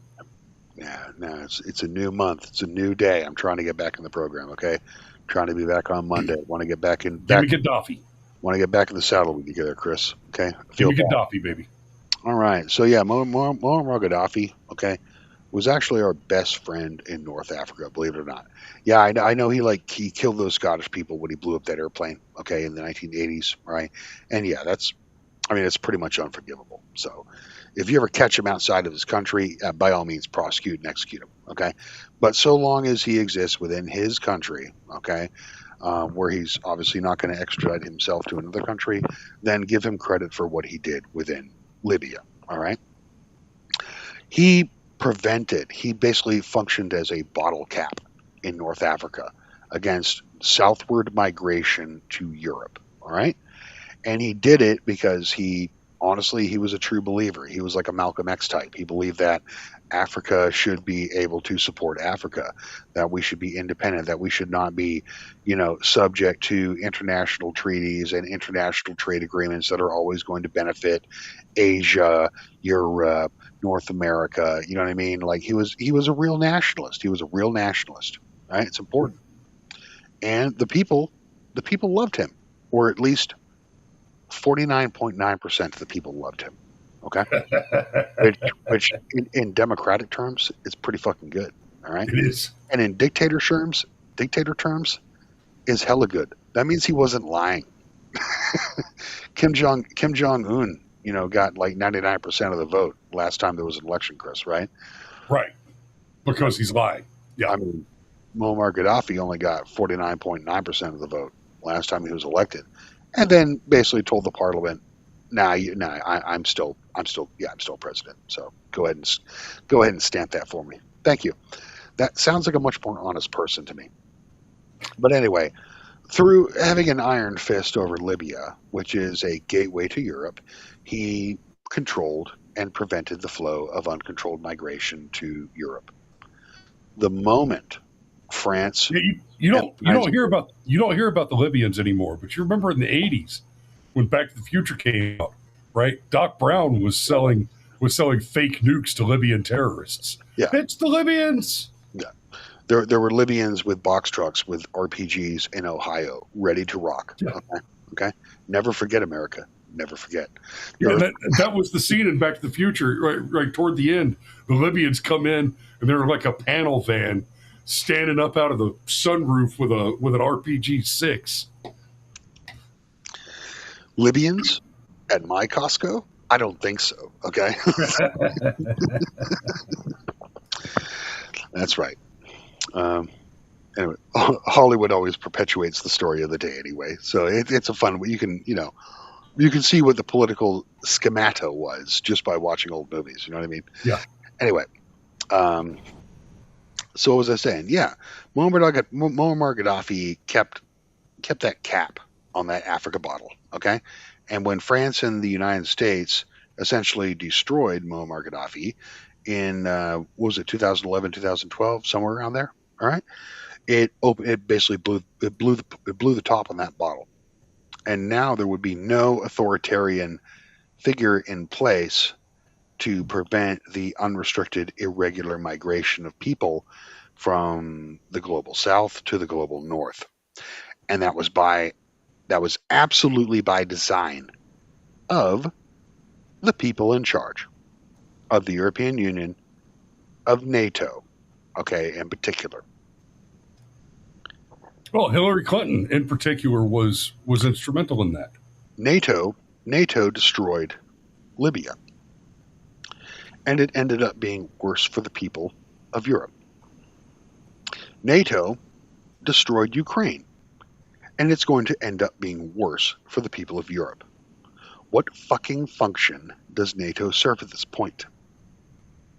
At any point, NATO has never been a positive entity. Not true. Okay, my dad was in the Navy for like pretty much the vast majority of the Cold War. and there were like secret submarine bases and shit that you could like dock into in different NATO partner countries. You know what I mean? Um, there was actually quite a bit more infrastructure in place than there is today. Um, well, because we paid for it back then, and now we don't pay for it today. Exactly. So We paid for it. Yeah, we paid for it. Yeah, but NATO has never been anything but a parasite. well, they used to like at least use the resources they stole from us. Now they don't even do that. So Just launder them back into their own political campaigns. pretty much. Anyway, so like, all right. So anyway, Muammar Gaddafi's gone, and now you got like who's the big dick in the middle in the Mediterranean right now, right? Other than Benjamin Netanyahu, it's Erdogan, the prime minister for life of Turkey, right? And even Erdogan uses the migrant. He will use in diplomacy the threat that I can just open up the gates and send the global south up to you in Europe if you don't like do what I want you to do. Okay, Yeah. and he does that at will, which makes him an enemy. Give me all your money or I will Zerg rush your border. Yeah, give me money or give me this trade deal or allow me to sell my shit in wherever the fuck, or I'll just open the gate and send like infinity niggers, okay, up into your country. All right. So anyway, also Muslims literally view themselves as biological weapons. Okay, they don't view themselves as essentially individual. There is no Faustian spirit. Okay, within Muslim peoples. Okay, they are simply it's the Borg. It's a collective. Okay, that's how they view themselves. They are not individuals. They do not have individual agency. All right, they are not.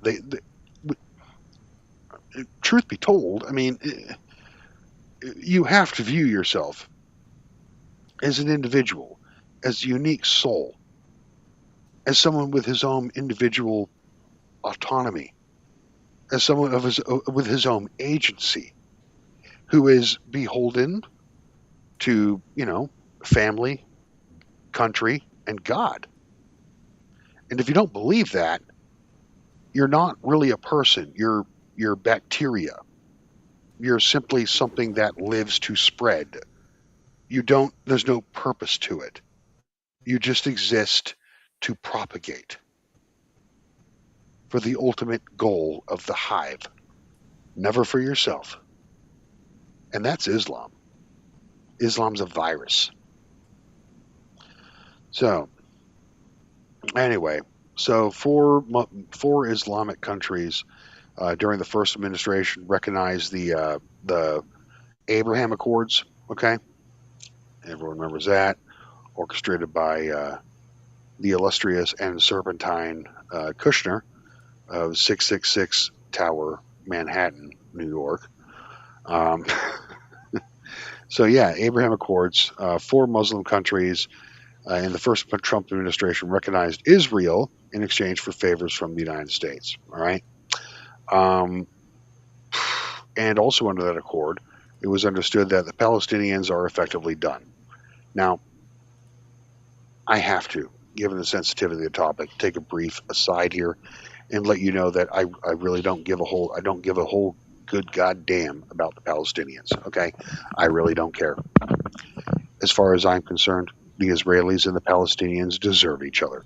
It's kind of like how I feel about cops and black people in the United States. They fucking deserve each other. Okay, so go ahead, have at it, fill the highlights every day. I don't give a fuck about either of you because I'm America first. And in a larger part, I'm Western civilization first. And what affairs you have south of the fucking... One might even say a proud Western chauvinist. Indeed. Proud boy indeed. Okay? What happens south of the Dardanelles, I don't fucking care. That's your problem.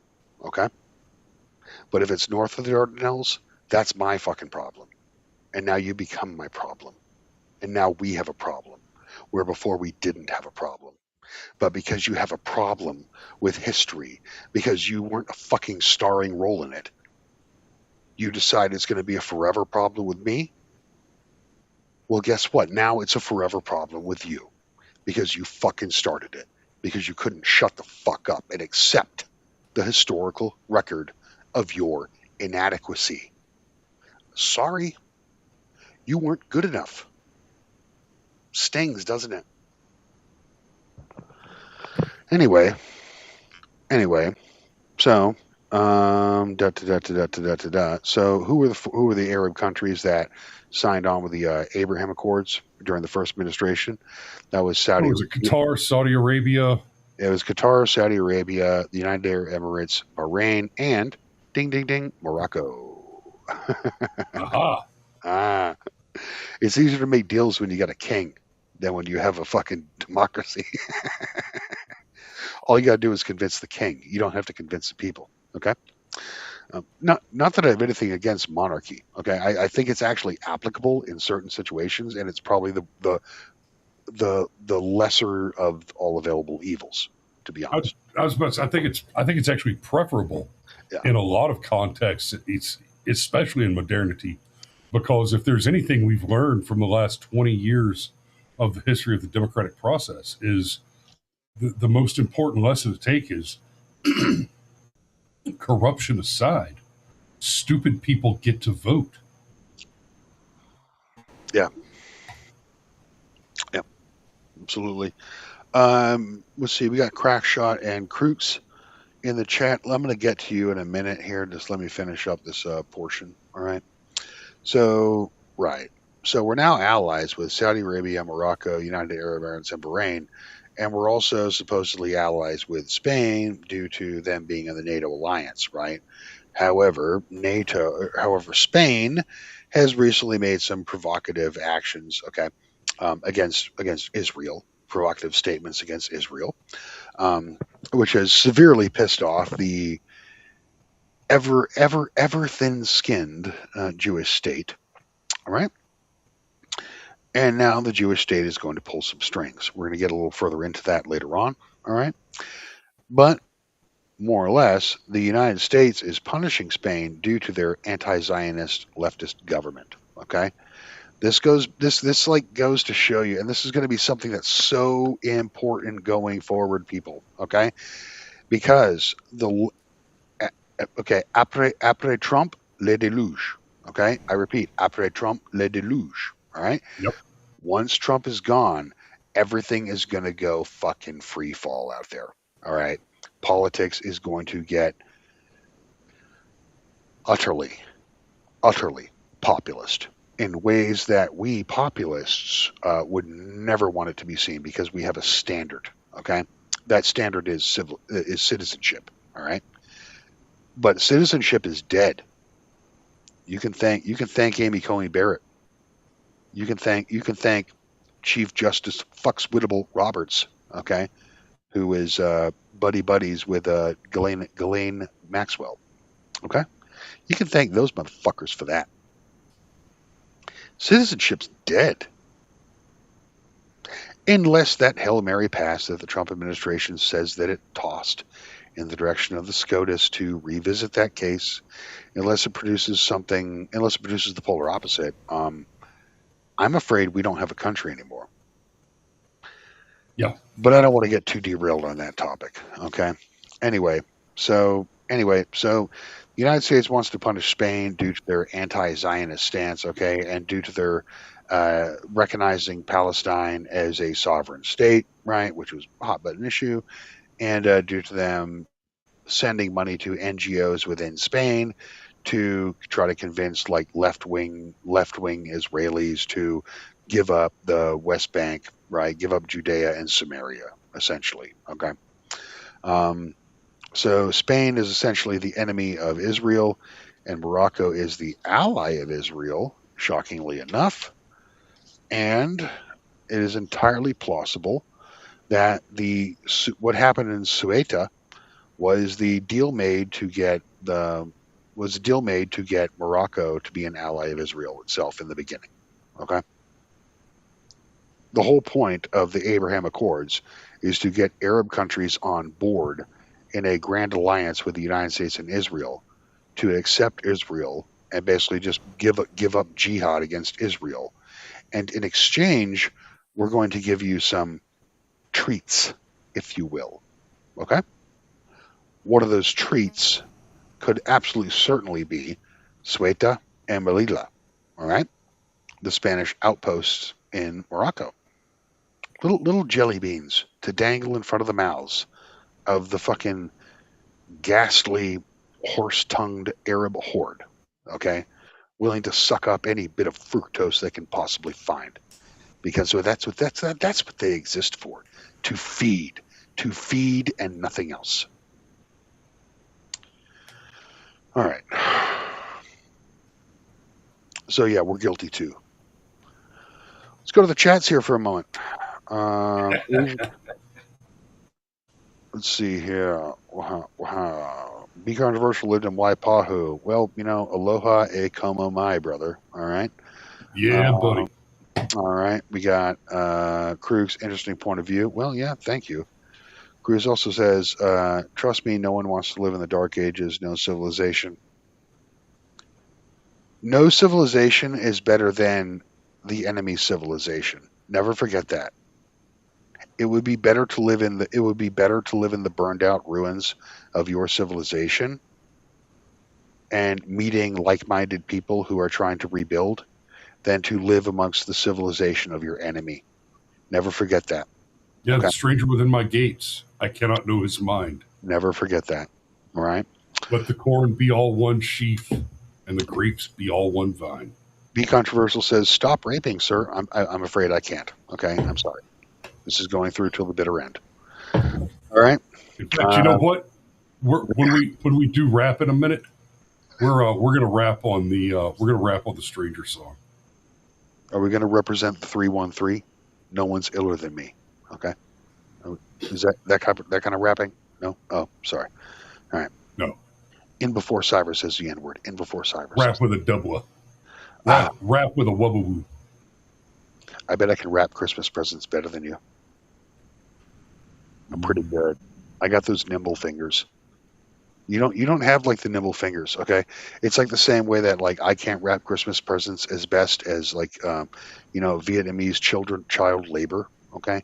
Because whose fingers are literal needles. They got the little like bony needle fingers, okay, who can like perfectly crease everything, okay? I'm not that good, okay? Probably the same comparison. All right. Fingers like the thousand digit typist from Ghost of the Shell. By the way, tune in every Saturday, guys, for that casual racism that only the Brushfire mind can provide. Okay, the type of shit that escapes the algorithm because it simply doesn't have that level of nuance. Fuck the machine. Anyway, all right, back to the chats here. Crack shot going on a speed. That's because connection between Islam and social. Well, of course, Islam is like the. We're not going to get into it, and Chris, try not to go on a tangent, but it's the ultimate leveling agent, okay? It brings everything down to the lowest common denominator, is what Islam does, okay? Because it makes you so submissive to God that you can't actually achieve anything, okay? There's no mechanism for achievement because everyone is supposed to be prostrate on the fucking dirt, okay? That's not a Christian worldview. That's not a pagan worldview, okay? That's not any worldview. That's not any worldview other than Islam. All right, Islam is deeply entwined with politics. It's like opium for the people. Yes, Cruz. That's because Islam is not. It is religion and it is also politics, right? We've talked about this many times on the show. Islam is effectively an entire playbook, an entire rule book. Okay, D&D volume, whatever the fuck. 3 fucking meters, 3 fucking centimeters long. It's the Dungeon Master's Guide, the Monster Manual, and the campaign map, all in one thick volume of rape, murder, and incest. Except instead of the game being called Dungeons and Dragons, it's called Third World Adventure.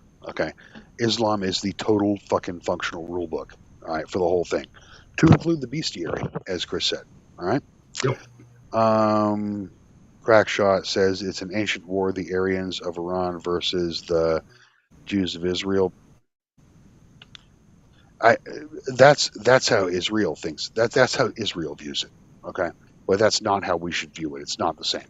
Okay, it's really not the same. We have to. the Scythian blood has run pretty thin at this point. Okay, I don't want war in Iran because it's counterproductive. Okay, but it's not that I have some like deep reverence for the Iranian people. Okay, I understand that. It's kind of like the Palestinians. I don't think people need to be like wholesale slaughtered by 30 millimeter fucking auto cannons from Apache helicopters, right? When they have no weapons. But then again, I wouldn't invite a Palestinian into my house for damn sure. So you know what I mean? Okay, you got to have nuance, people. You got to have nuance. All right. Aaron Olson says, "Dark Ages for me, please." Yes. Oklahoma is ready for the Dark Ages. Okay, Aaron Olson's ancestral blood is crying out for the times of the Great Dust Bowl. All right, where the Okies got all cast away to California, but Aaron Olson and his ancestors were so strong that they didn't go to California because they could endure the Dust Bowl. All right. Because Aaron Olson was better than those fucking Okies who went to California. Never forget that, California. Aaron Olson is better than you. Okay? Never forget. That's right. Aaron Olson is better than the state of California. That's right. The bank foreclosed his family's farm, and the wind blew away the topsoil.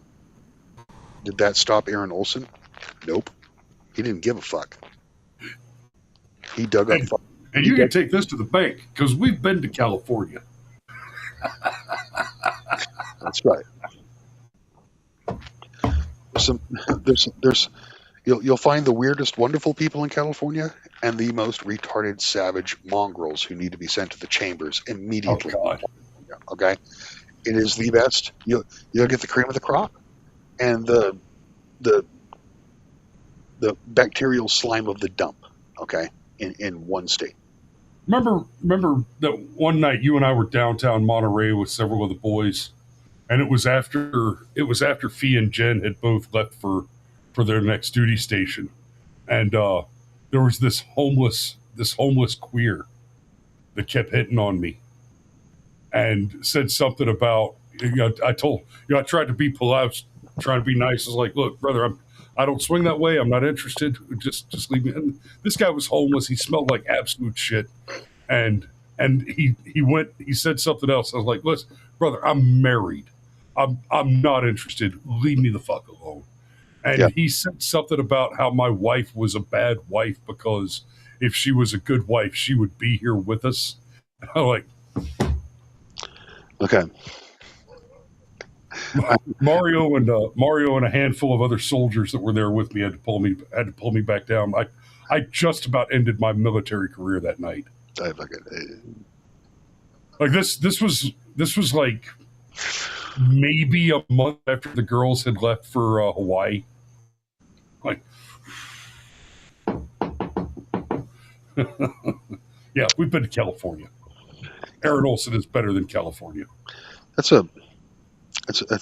quite the level of delusion there, right? Like if your women can't do for you what no, you degenerate reprobate. I'm not a fucking coomer who actually needs to act upon sexual impulses every fucking 3 hours like you, okay?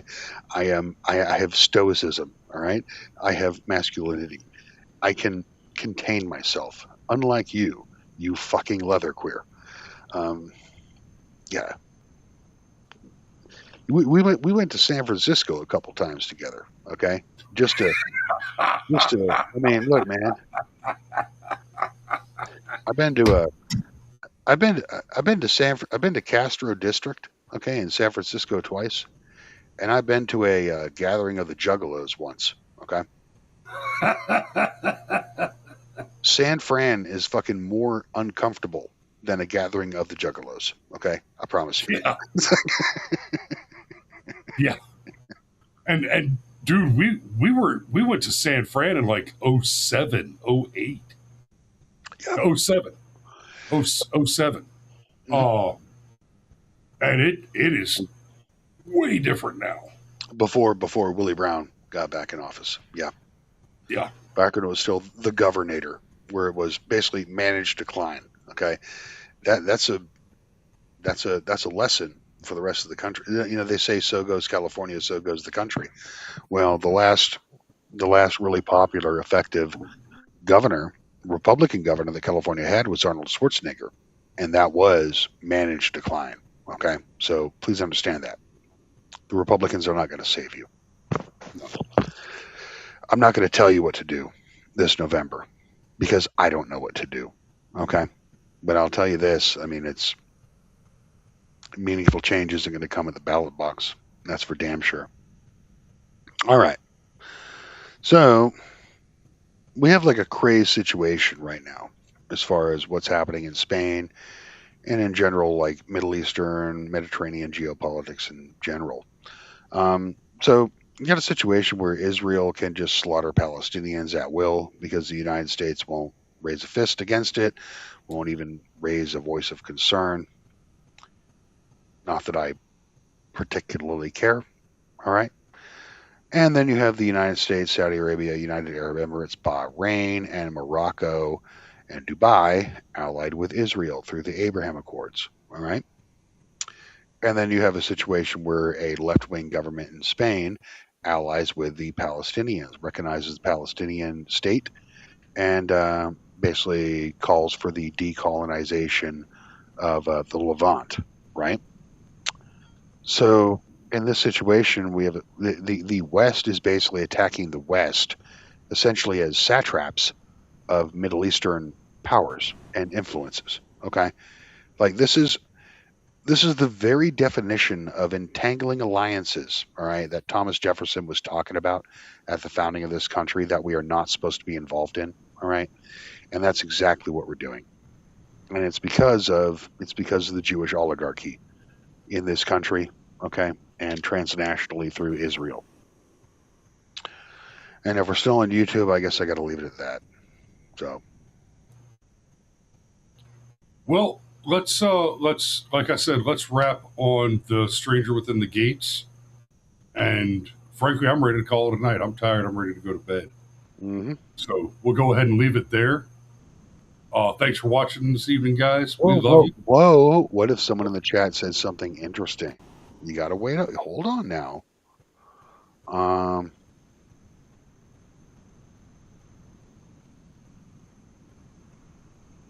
not really. Not really.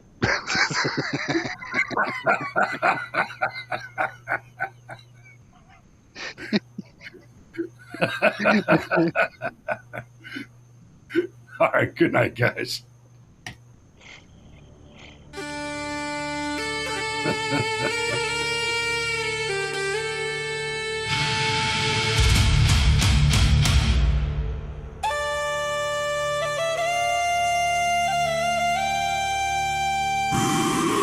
Oh, it's stuttering.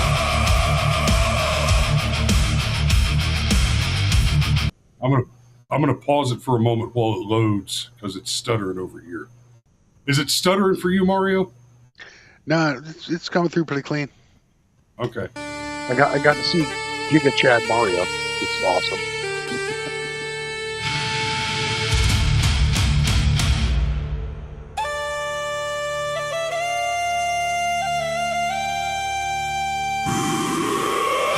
Fucking days.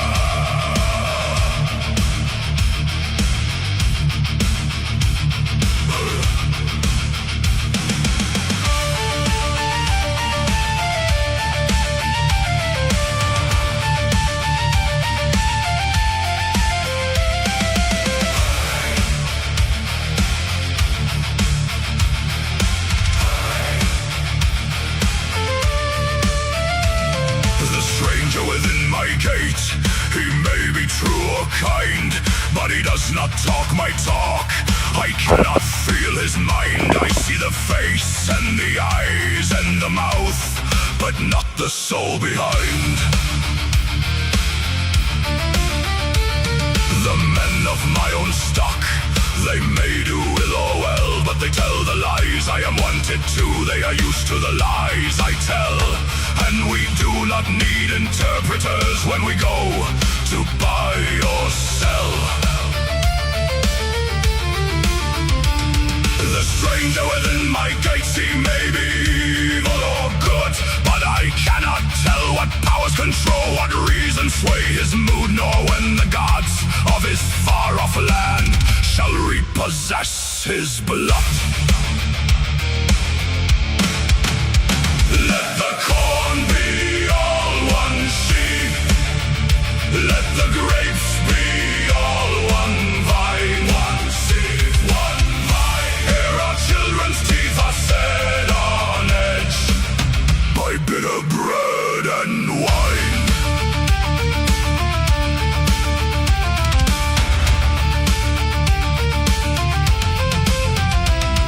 The men of my own stock, bitter bad they may be, but at least they hear the things I hear and see the things I see, and whatever I think of them and their likes, they think of the likes of me.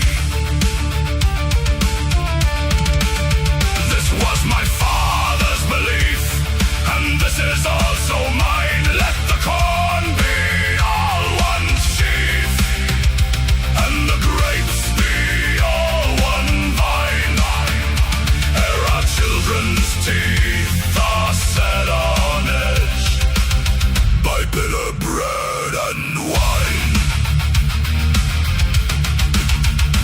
Let the corn be all one sheaf, let the grapes be all one vine, one sheaf, one vine. Ere our children's teeth are set on edge by bitter bread and wine.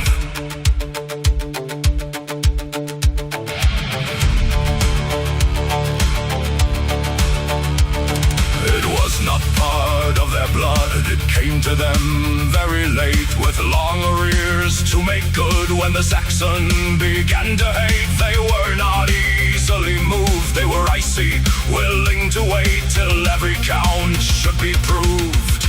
Ere the Saxon began to hate, their voices were even and low, their eyes were level and straight. There was neither sign nor show when the Saxon began to hate. It was not preached to the crowd, it was not taught by the state. No man spoke it aloud when the Saxon began to hate. Let the corn be all one sheaf, let the grapes be all one vine, one sheaf, one vine. Bear our children's teeth are set on edge by bitter bread and wine. It was not suddenly bred, it will not swiftly abate. Through the chilled years ahead, when time shall count from the date that the Saxon began to hate.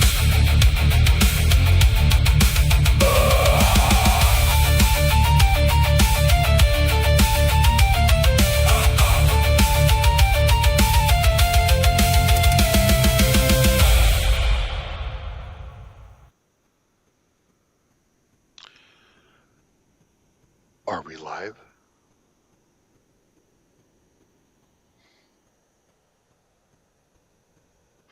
No.